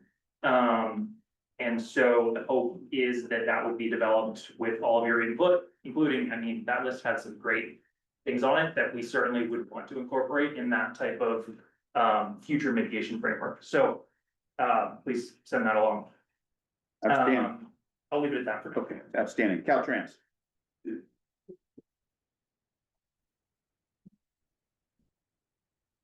Good afternoon, everybody. Aaron Hinkle, Deputy Director for Maintenance and Traffic Operations. So, a little bit more on Garrapatta Creek Bridge. In the next week to 3 weeks, you're going to see more of those temporary delineators applied to the bridge deck. You're going to see a lot of signage. We're going to try to get traffic slowed down to 25 miles an hour. And we're trying to start very minimalistic of the materials that we're using and to get people to achieve those. You will also see, we're setting up some speed tracking devices at the bridge to be able to see if these are going to work to get people down to 25, and we'll give it a couple months. If it doesn't, we're going to continually add different things to get people down to those speeds. Because of the last thing that we could do, which we don't want to do, is go back to a 1 lane with temporary signal on it. So we're trying a lot of different items and stepping them up to be more robust to get people to actually slow down going across the Garrapatta Bridge. So that work will start in the next week to 3 weeks that you'll see that. So sorry, you're going to see it. With the contractors and stuff speeding the South Coast, we're aware of it. We are working with our law enforcement partners and with the contractor trying to come up with solutions on that, trying to get that worked out. We've known about it. I know I've talked to the deputy of construction and he's been talking to the contractor. A lot of the individuals from what we're being told are the subcontractors, but we're still trying to work with our law enforcement and get that under control. With reference to your signs for restrooms and everything else, signs have to meet the California MUTCD or we're not allowed to put them out there. And so if they're clear signs and they're not in that manual, we're not allowed to use them. And then we're also going to be in competition with what Postal Commission is going to want if we do more signs. They don't like more signs, and most people in Big Sur don't like a lot more signs. And closing off turnouts, again, we'll work with the community, but then we're restricting access points. So that's another issue that could be a possible issue for our coastal partners. we don't mind working with everybody, but they have to make sense and we have to be able to do it legitimately and everything. Regents, we just added another person from the South Coast to our stakeholders group. So they should be getting more of the information, as it's coming out. Our PIO is putting out more releases every few weeks. So hopefully you'll see something there, with the addition of that person being added to the stakeholder group. With Bixby, we would hope that people would start going to the byways. And because a lot of those type of things are brought up in the byways committee. And with our new management plan, Coast Highway Management Plan, we just came up with Caltrans for Highway 1.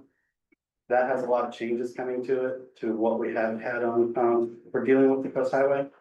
So please try to go to, the byways committee and bring those things up. That's a more appropriate location for bringing up those types of issues.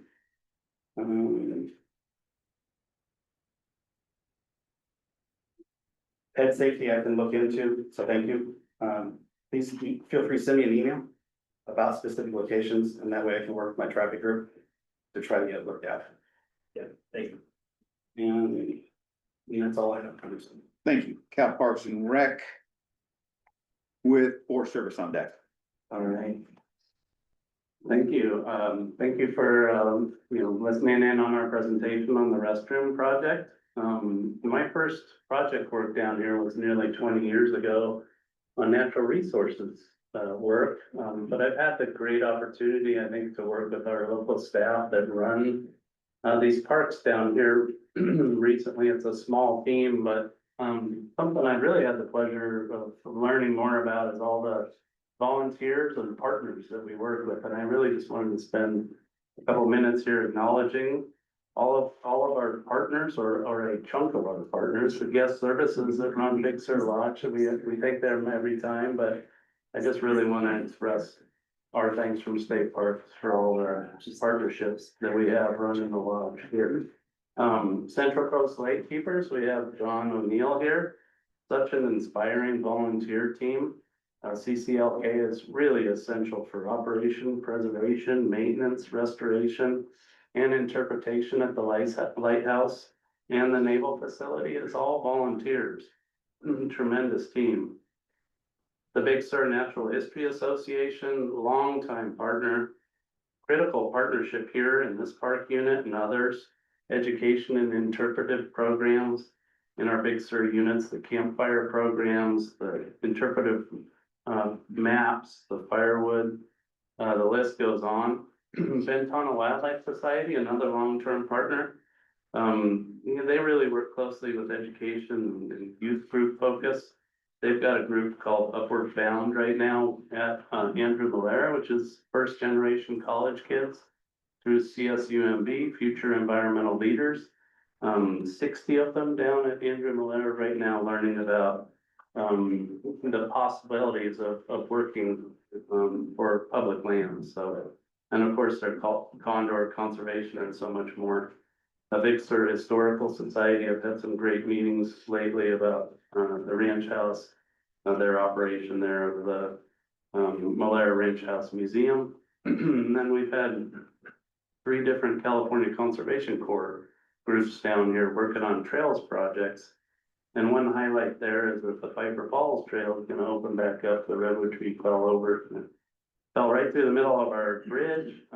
That'll be the end of this month. And then also Oak Grove Trail is gonna open as well, which hasn't been open since the Basin Fire. So that'll be a nice loop again out of here.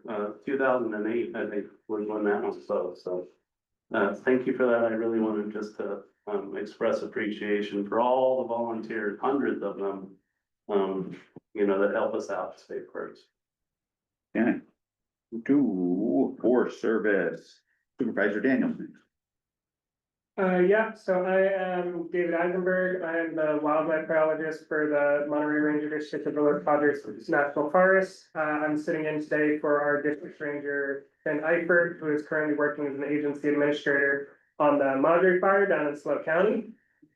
First off, I'd like to say that, last week, we welcomed a new forest supervisor, a new permanent forest supervisor, Kim Winter, who, has come to us from the Washington office, where she was the head of the environmental education program. So that was on June 28th, and we'd also like to thank Roman Torres, who is the, supervisor of the Angeles National Forest, who for the past 6 months has been helping us, during that transitional period. To get into things, our disaster supplemental Dolan Willow Trails projects. We're in the summer season right now, which for trail work is comparatively quieter season, just due to high temperatures and other factors. But we did have crews from the Conservation Corps of Long Beach, which were working on the south coast. They did brushing and tread work on the Buckeye Trail up to the wilderness boundary, and we're also working on the Soda Springs Trail, so we're really helpful that we were able to get their help on several pitches for that. And in the meantime, our wilderness and trail staff have been prepping for crews to come back to the forest in September. So they've been scouting different project areas in the footprint of the Dolan Fire. And the plan currently is to focus on the Lost Valley and Arroyo Seco trails, so we look forward to getting more work done on those trails. For visitor use management, we're continuing to work on the designated dispersed pilot project on Plaskett Ridge Road. Our collaborators with the Forest Service Enterprise team have been working on storyboard updates with district support in analyzing relevant regulation and policy, and the project is moving forward as planned. We're continuing to work internally and with various community representatives to get that project going forward. I'll also mention that for the Coastal Trail Project, we are continuing to work together with Senator Laird and Matt Freeman with the goal of designating about 4 miles of the California Coastal Trail in the Pacific Valley area. And we're currently moving forward to get a feasibility study done on that. In terms of fire, as the fire season comes to California, we've completed our fuels treatment for fiscal year 25. This year, we were able to treat 263 acres with prescribed fire, 64 acres with mechanical thinning, 4 acres with hand thinning, and 36 with mastication. And 283 of these treatment acres were completed within the wildland urban interface. We've also collected 199 piles of material, which we will burn to further those fuels reduction treatments. Since the last BSMAAC meeting, we have formally started our new FMO, Harold Cook, also known as Magoo. So we're glad to have him on the team and working on the district. He was already working on the district as on the Ventana Hot Shots crew, but we're glad to have him now at the district office. Big announcement for the Nacimiento Station rebuild, for the fire station that burned down during the Dolan fire. We had been working with our partners at Fort Hunter Liggett, trying to get a new station built on their land.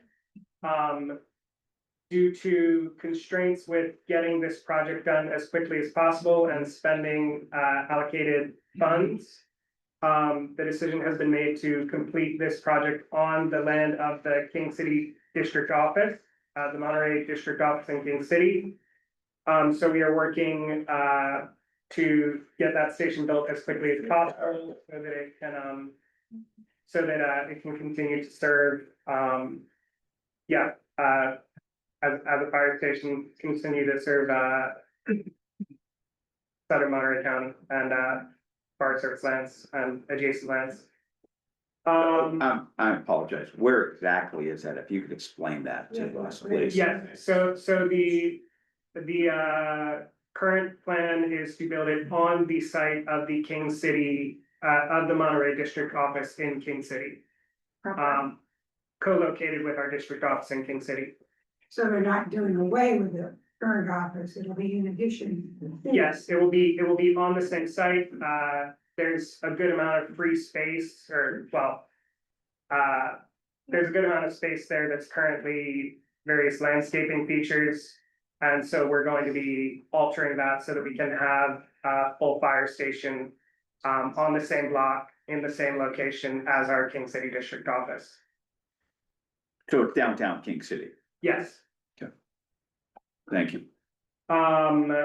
Yes, so those are some of our major things. I would like to also give some comments from our law enforcement officer, John Aries, that have been sent to me.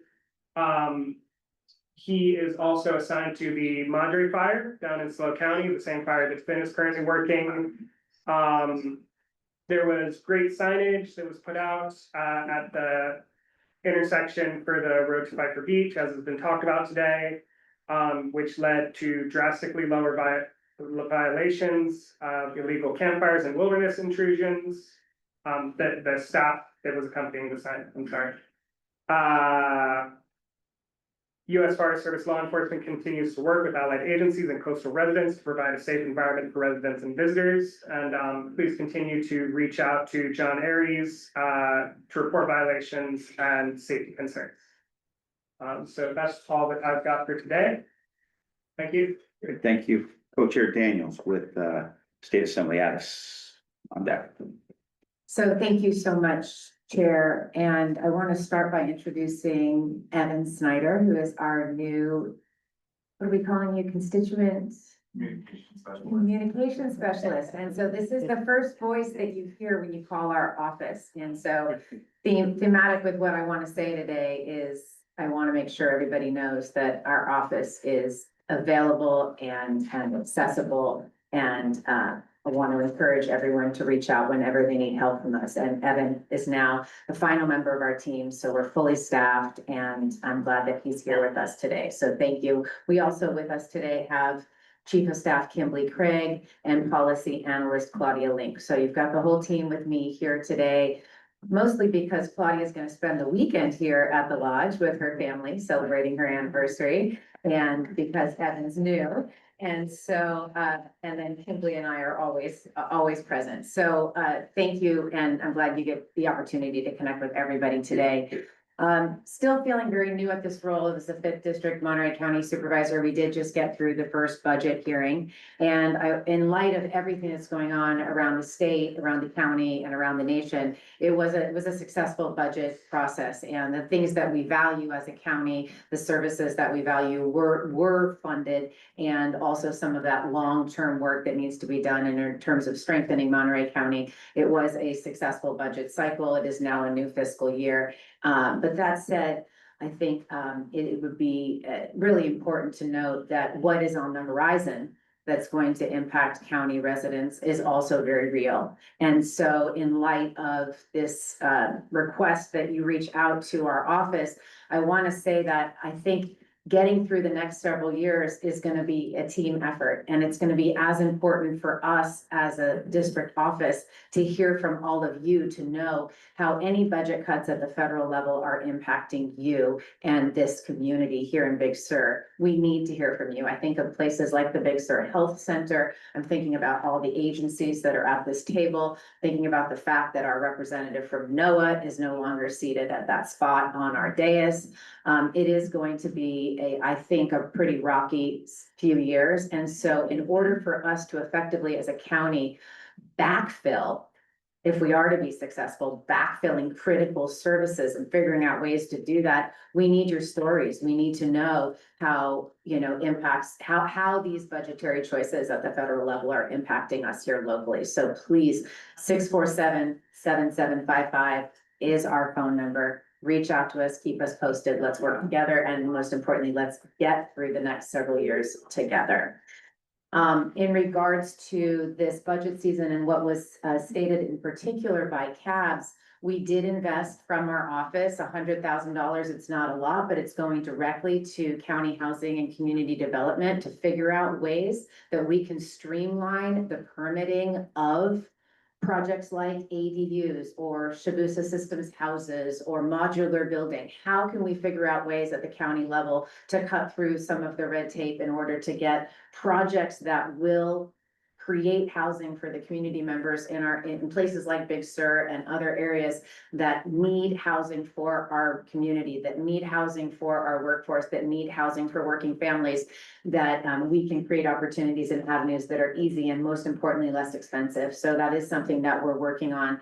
It was also our office that put forward the resolution, the referral, my apologies, the referral to extend the no parking at Bixby Bridge along the Old Coast Road. And one of the reasons that we did that, which I think is important to note, is that it was working. And so even though we still have a lot of traffic in that area, one of the things that we wanted to make sure didn't happen was that we took steps backwards, right? So we had this project in place. It was an emergency project, but it was allowing for residents to get in and out of their houses. It was allowing for law enforcement when they came and they were able to patrol at that location to more effectively move cars out of hazardous placement and hazardous parking situation, get them back on the road and open up that area. So that was extended.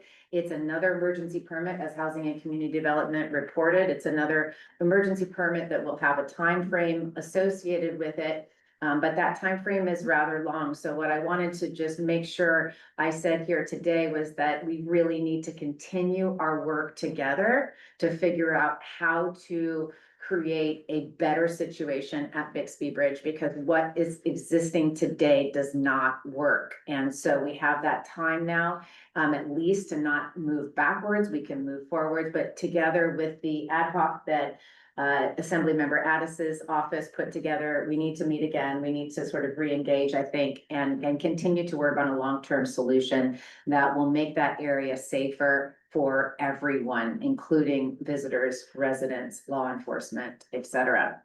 In terms of the items that are coming up on the Coastal Commission's agenda in August, and in particular, the Calabasas hearing, if short-term rentals are scheduled, I just cannot say strongly enough that if you have thoughts about short-term rentals in the Big Sur land use planning area, this is the county's ordinance that refers to the coastal area and Big Sur in particular. And so signing up in advance to make public comment, it's not going to be close to our area. It's all the way down in Southern California. So there won't likely be a lot of folks showing up from Monterey County to provide input. So I just really encourage folks to weigh in and to talk about short-term rentals so the commissioners can hear from you directly.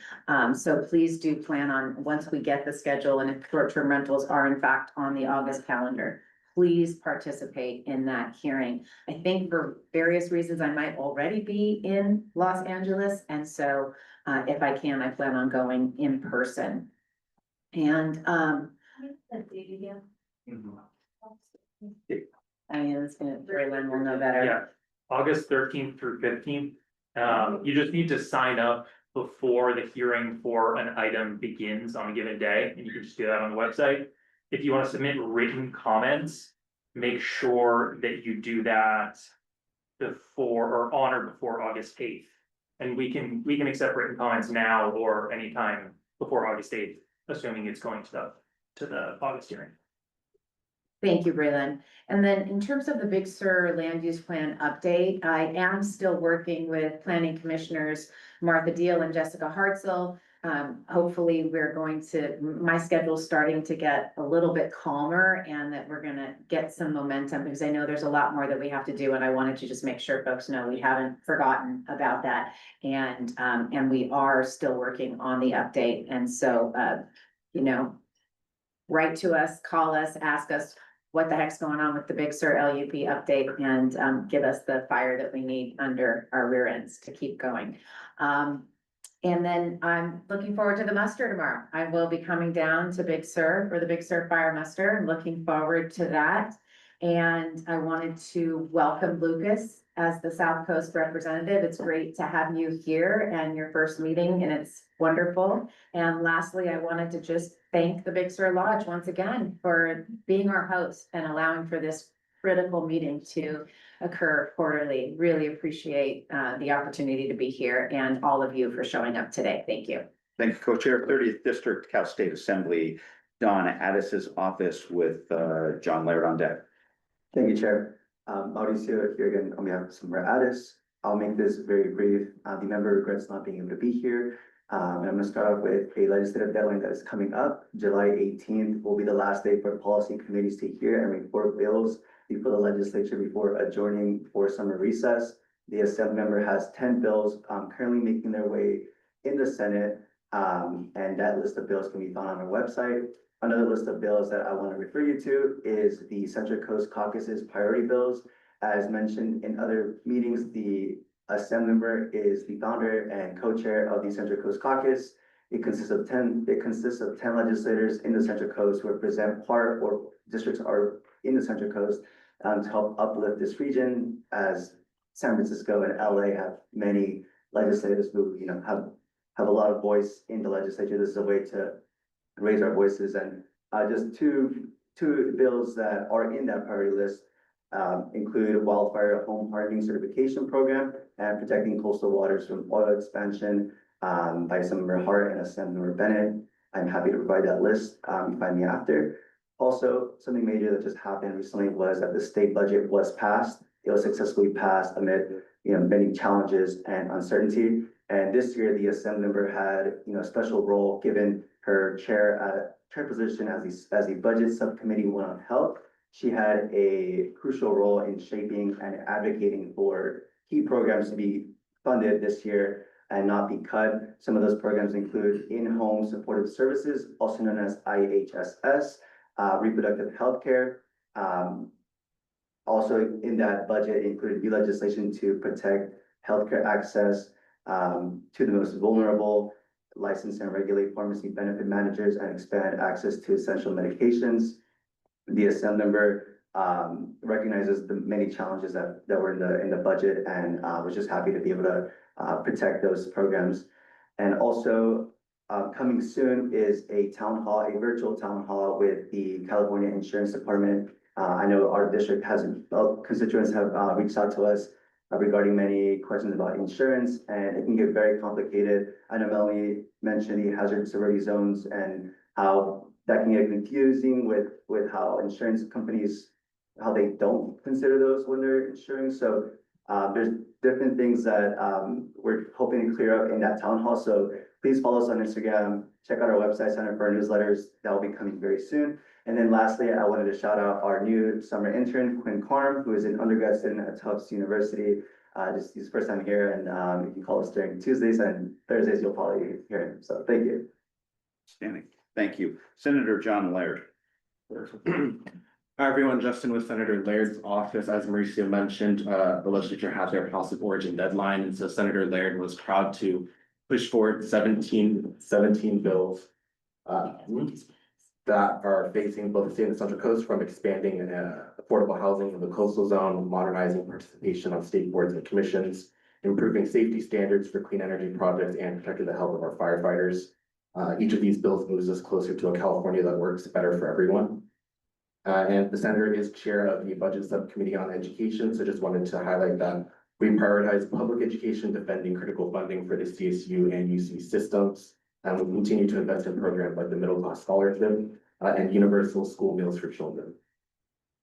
And then specifically within the budget, I did want to highlight that legislative leaders and the governor just recently announced that they are going to be funding CAL FIRE in a way that they will eventually transition all 3,000 seasonal CAL FIRE firefighters to full-time status 365 days a year.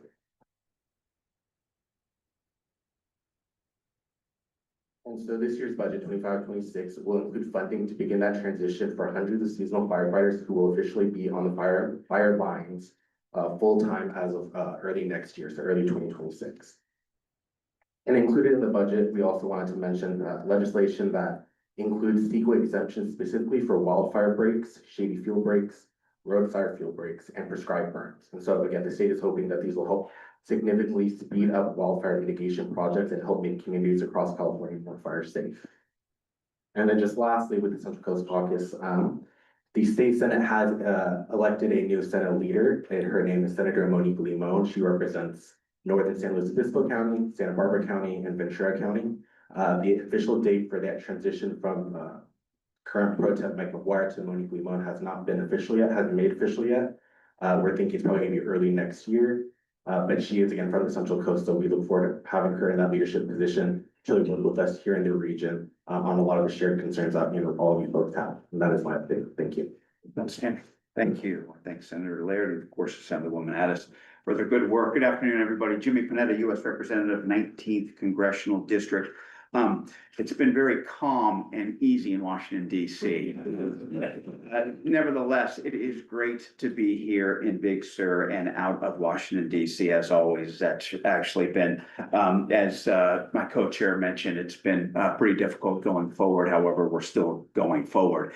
And she's spot on in the sense that we must continue to do it together, no matter what we face, just like we always have been, just like we do here best in Big Sur, just like we do on the Central Coast, just like we do in the United States of America. So appreciate everybody coming together in the face of many, many challenges at the federal level, coming together at the local level for sort of a bottom-up approach, and appreciate all levels of government, state, supervisorial, and obviously cities where that is necessary in the 19th Congressional District coming together so that we can stand together and stand firm and push back where we need to push back. But like I said, always go forward. A good instance of this was the reconciliation package that was signed into law on July 4th. I am not going to get into that. Actually, as Sharon knows, you can read my newsletter all about that. That unfortunately was a few pages long. I try not to make them that long, but it needs to be described. So I'd recommend you either getting my newsletter or calling my office. Always happy to talk about the good, the bad, and definitely the ugly that's in that bill, especially with some of our Medicaid recipients and what that may do to them going forward. Now, one of the good things about that bill is that there was not a bad thing included in that bill, and that had to deal with our public lands that affected us here on the Big Sur coastline. As was mentioned, and as I think we're familiar with, in the original version that got to the House, got kicked out of the House, and got to the Senate, you had a bill that included a proposal to sell off over 258 million acres of federal public lands. Yes, that included some parts of the Los Padres National Forest right here in the Big Sur community. Fortunately, a number of California representatives, a number of conservationists, even a number of conservatives actually came together, pushed back on Senator Mike Lee from Utah, who was the biggest proponent of that provision, and worked with the parliamentarian over in the Senate to then have final removal of that in the final package coming out of the Senate and came to the House. So that was a very, very good thing, which means that for now, stretches of Los Padres National Forest are not included in that whatsoever. But as we know, they're going to continue to try to have access for certain purposes, especially for logging in certain parts of the country with our federal lands. One of the ways they're going to try to do this is this bill that's coming up where they're trying to roll back the roadless rule. Obviously, there's a rule that protects vast stretches of our forest in national lands. However, they want to then have access to be able to build roads, have logging, and potentially development under the guise of affordable housing. If you can believe that, I get it, but that's what they're saying. Nevertheless, we're going to continue to push back on this. We have to going forward. Obviously, it's what we stand for to a certain extent here in Big Sur, beyond our beauty, beyond our bounty, but part of that is protecting our public land. So just be mindful that you're going to hear about this bill called roadless rule. Know that it's sort of a rollback of the wildlands protections that we have in place. So keep in mind, and we'll continue to push back on that. In regards to the appropriations aspect, the budgeting for federal service, federal forest service, We're gonna be working in the appropriation process coming up here and coming up very soon for fiscal year 2026. This includes my annual push for full funding for the U.S. Forest Service, be it that they obviously are well more than just a land manager. We know how important they are and the lifelines they provide. However, we also understand what this administration is doing when it comes to these mass federal layoffs. And how they can affect Forest Service firefighting, environmental conservation, rural development, land stewardship, and yes, even potentially jobs here. And so we need to stand firm on that, continue to fund the Forest Service, which we will be fighting for coming up in the 2026 appropriations process. Because obviously, as you know, it makes no sense to gut a service that's as important, not just to the Big Sur community, but to all of the Central Coast, especially when it comes to the dangers that we face dealing with wildfires and these extreme storm events that we see can be a real issue. Speaking of people who can help us with extreme weather, speaking of people who have been cut, the National Weather Service obviously is an issue. Unfortunately, they have lost over 600 employees nationwide. Hydrologists, meteorologists, technical specialists, all have been pushed out through either layoffs, buyouts, or forced retirements. When you consider the complexity and frequency of the disasters that we face, especially right here on the edge of the continent, we realize that understaffing these types of agencies is very, very dangerous. We are working to push back and make sure that basically this administration understands how important they are. I think recent events help them understand how important our meteorologists are. And so that's why I'm a co-lead of the Weather Workforce Improvements Act, a bipartisan bill, Democrats and Republicans coming together to push forward a bill that stabilizes staffing for the NWS by streamlining hiring and classifying key roles that are essential to public safety under the Weather Service. So we'll continue to not just push back against the cuts, we'll continue to push forward to make sure that they are actually appropriately staffed and then some. Speaking of weather, the weather transmitter, Martha, thank you for you basically planting this idea. We're getting there. We're getting there, exactly. Look, after another careful analysis, the Coast Guard tower at the Post Ranch, which I give a lot of credit to the Coast Guard and yes, to Mike at Post Ranch, that was identified as the ideal site for the new transmitter to provide full coverage. I had to call NOAA directly and kiss a lot of ass. That's what we do in this job, ask any public servant.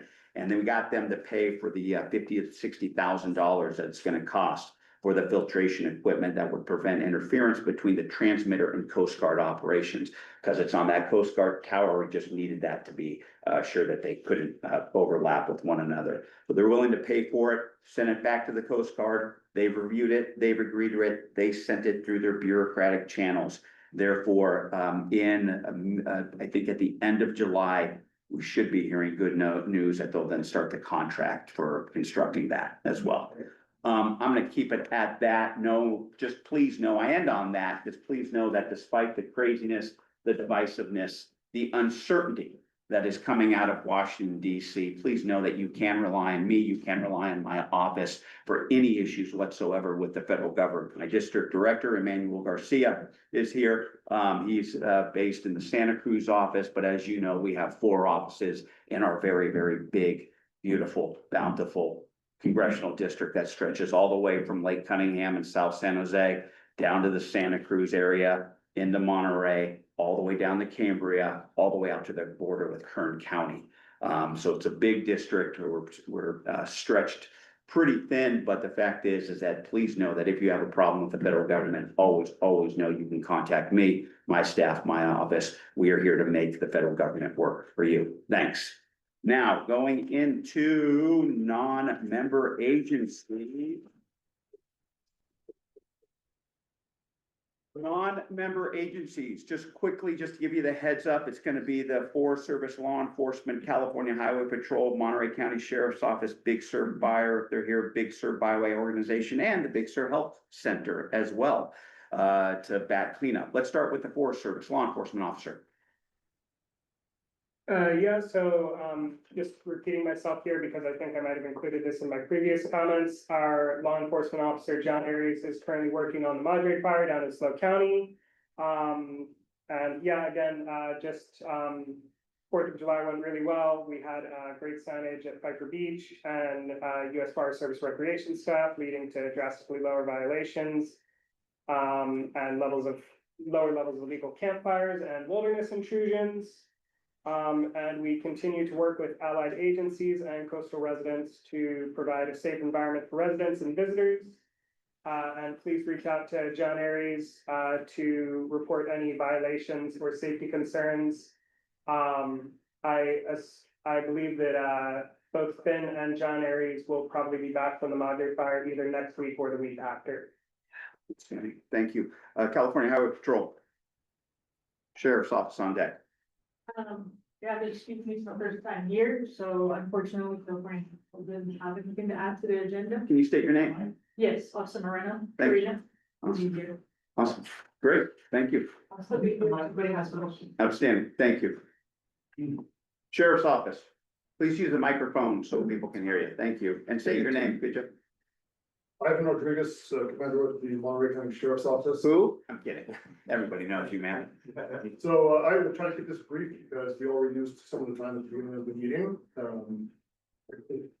We have the Commander of the Coastal Region who is retiring. He'll be out of office in just a few days. He'll be replaced by Commander Brandon Smith in the very near future, towards the end of this month.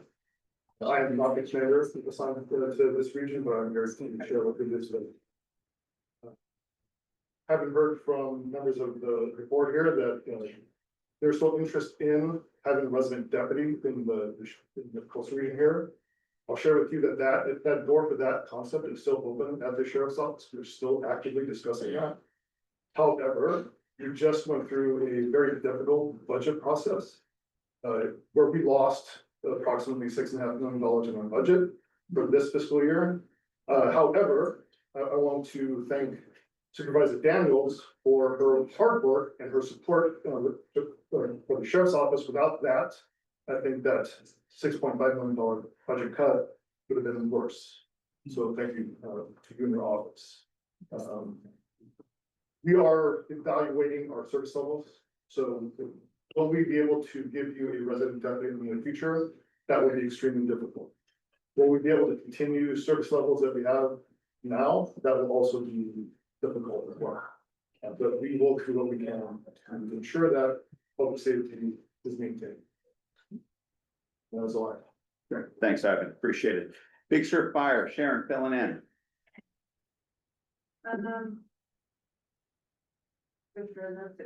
Not easy. Okay, here we go. First of all, the muster is tomorrow and it's from noon to 3. I will be serving salads, so make sure you eat your veggies.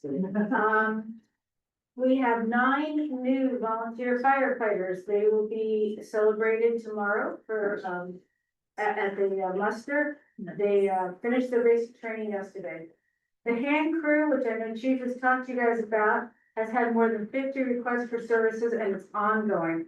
And let me just tell you, the hand crew has been working 40-hour weeks, improving and enhancing the defensible space around structures, opening up roads for ingress and egress, thinning, limbing, chipping. I personally heard from many community members that they're so happy to have the hand crew there. It's really helping our environment. That's all the good news. We have been housing those, the crew at 3 campsites at Piper State Park, and it's worked out great. So huge thanks to State Parks for that support. However, July 31st, we've been asked, they're not extending our stay there. And that's a problem. We don't know where we're gonna put those folks, so we would be grateful for either an extension of that space or we're actively exploring alternatives. And we're open to any ideas because we have a lot of the hand crew that live here. They have to stay at these spaces. So, we don't want to lose them because we have 2 years for sure that we're working on this hand crew. Thank you. Thank you, Sharon. Appreciate that. Big Sur Byway Organization. Thank you. Martha Deal once again. Big Sur Byways Organization last meeting was the first one we've had that's fully staffed. Yay, thank you, everybody. We continued to work on our mission, which we believe to be to follow up in more depth the discussions and the issues that are raised here at BSMAAC and a more collaborative opportunity for people to be informed by the interplay. We can have more conversation in a kind of formal setting. So in the course of doing that, we followed up on Mud Creek Shale Point discussion we had in BSMAAC, both the immediate project issues and the immediate and larger process issues. We had some really productive discussions, as I think you heard earlier, and we really appreciate a lot of the people who are here at this meeting, like Braylon and all those folks for participating, so we could make that meaningful.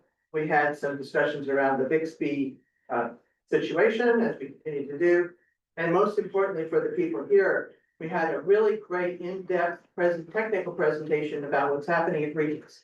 And that presentation is video. We have a link for it, and that link should be going up on the Big Sur Byways website. It's quite remarkable. If you haven't had an opportunity to see it, I think it's been sent out to some of our South Coast shareholders already because Sir Harvey did that. But we're gonna have that available for everyone. And even if you're just a fan of amazing engineering, you gotta see this thing. It makes everything a lot clearer. And so that was an opportunity to have a good discussion with a lot of things that people were concerned about, be able to address correctly. And I want to thank Caltrans for that.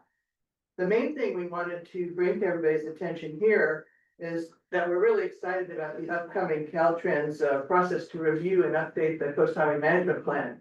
And for any of you that don't know, the Coast Highway Management Plan is Caltrans' Bible for how they're gonna work in Big Sur, taking into account all of the different requirements that don't exist anywhere else, like, for example, the Big Sur Landing. So it's really important that this document be current, useful, and usable, and they've done in the past, it was arrived at an extremely collaborative process over a long time. We are really looking forward to engaging in that this time. We think that whole effort kicks off and is funded starting the 1st of this month. So we're looking forward to working with Caltrans to set a special bi-week meeting just to frame out, discuss, and get our hands wrapped around how we can be part of this ongoing discussion. And we think that's gonna also be a great opportunity to bring in a lot of these things that are competing priorities into a place where Caltrans can then begin to talk about what does that actually mean we do when we're on the ground. And so it's really important that everybody participate in that. The CHMP was something that had all of our elected officials, all of our agencies were party to that effort. It was enshrined in state law by Ms. Farr and Ms. Keeley. It is the guiding principles for how Caltrans is going to do their job that makes it possible for them not to have to ask every darn time how to take every darn step. So we want to bring that to your attention, and we'll be putting out that special meeting information as soon as we have it. And other than that, our next meeting is September 19th, I think, but it's certainly, if you don't have that information, feel free to reach out. You can always look on the website, which I find easiest to get by writing Big Sur Byways Organization into my search bar. So, thank you. Outstanding. Thanks, Martha. Big Sur Health Center, Kathy, thank you. And we're gonna have state parks law enforcement bad cleanup. Hi, just real quickly, I'm Kathy Lester from Health Center. And we are here, we're here to support. March calendar, October 14th is the health fair coming up in the fall. And we are currently recruiting for a nurse practitioner. You know of anybody who wants to do the commute down here? We are looking for someone really special. Okay. Great, thanks, Ken. Appreciate that. Again, last one, state parks law enforcement. Hi, everyone. My name is Rachel Tuttle. I'm one of 2 supervising rangers for California State Parks down here in the Big Sur sector, which is part of Monterey District, California State Parks. Big Sur sectors. Basically, it's Point Sur State Historic Park down to Limekiln. So that's kind of my little bubble that I supervise down here. Super quick, brief update on the public safety law enforcement side of the house for state parks down here. We do have a lot of hats. But my chief ranger, Mike Dibble, couldn't be here today, so he asked me to do a quick little report out. Two main, I think, notes that I want to just touch on today are coming off of a busy holiday weekend. Illegal camping on the highway continues to be a major problem, as we all know.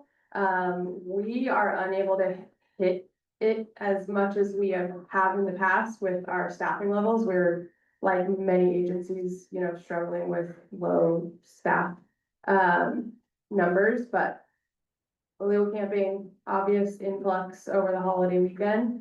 One of the major kind of common complaints, excuses, misconceptions that folks are expressing to me when I'm making these contacts every morning are that they attempted to do the right thing because they picked a turnout that doesn't have a sign on it. So we do have a handful of turnouts down here with signs that are perpendicular. I would describe them as like facing inward toward the highway.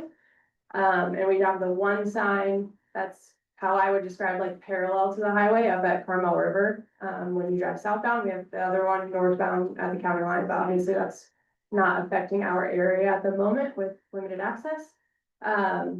I have been here for about 5 years, living in Big Sur and working in Big Sur, and I was enforcing illegal camping for about 2 years before I ever actually saw that one sign that we have that is parallel to the highway.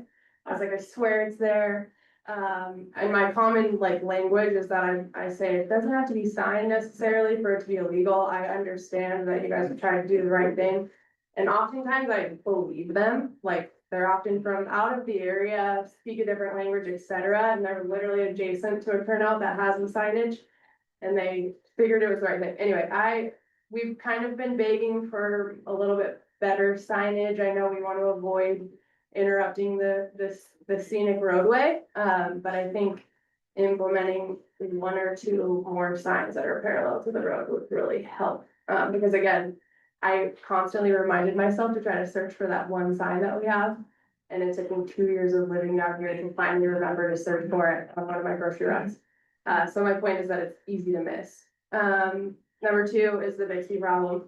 I'm echoing everyone's sentiments there, but over the holiday weekend, we responded to several outside agency requests from CHP to go to the Bixby Bridge, help with backed up traffic. Traffic was backed up for several miles in both directions of the highway.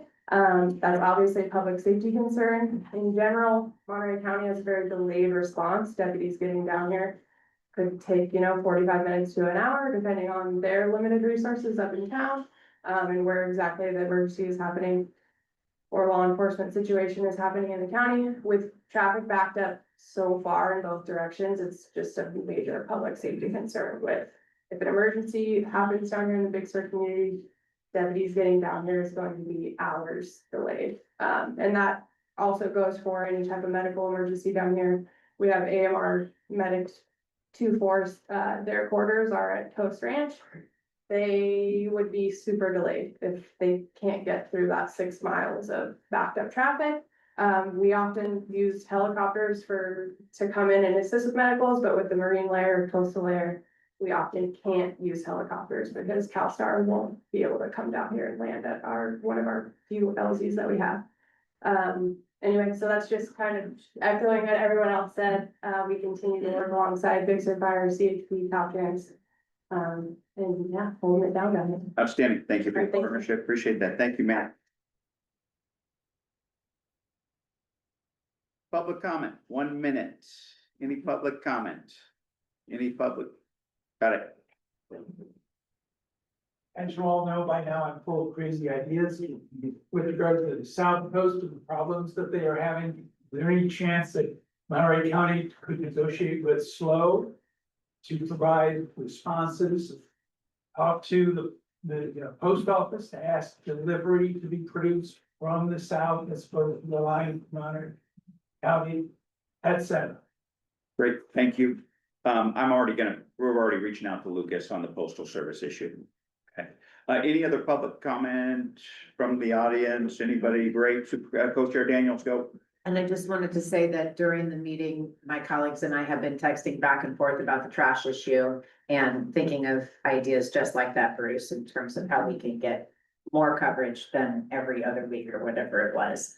And then I just wanted to say for the state parks law enforcement update that was just provided, It was terrific and it was obviously all gonna be captured on the Zoom, but I'd like for you to stay back wherever you are so we can perhaps get that into the form of a letter to the Monterey County Board of Supervisors. Because one of the things that happens is, we here have the experience firsthand, but it rarely gets articulated to the decision makers in terms of the actual impacts and, backed up for miles in both directions. And the impact that has to public safety response times is really critical information that my colleagues on the Board of Supervisors need to be aware of when we're making decisions about what type of ordinance to implement regarding parking on the state highway. So I would really appreciate it if we could get that into a letter and to the Board of Supervisors. It would be super helpful. Thank you.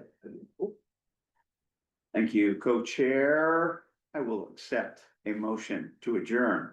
So moved. Second? Second? Second, I accept the second. I don't think I'm going to get any objections. We are adjourned. The next meeting is Friday, October 24th, the last meeting of the year. And also, once again, let's please say thank you and give a lot of advertising to the Big Sur Lodge for all the good they do for all of us. Thanks, all of you.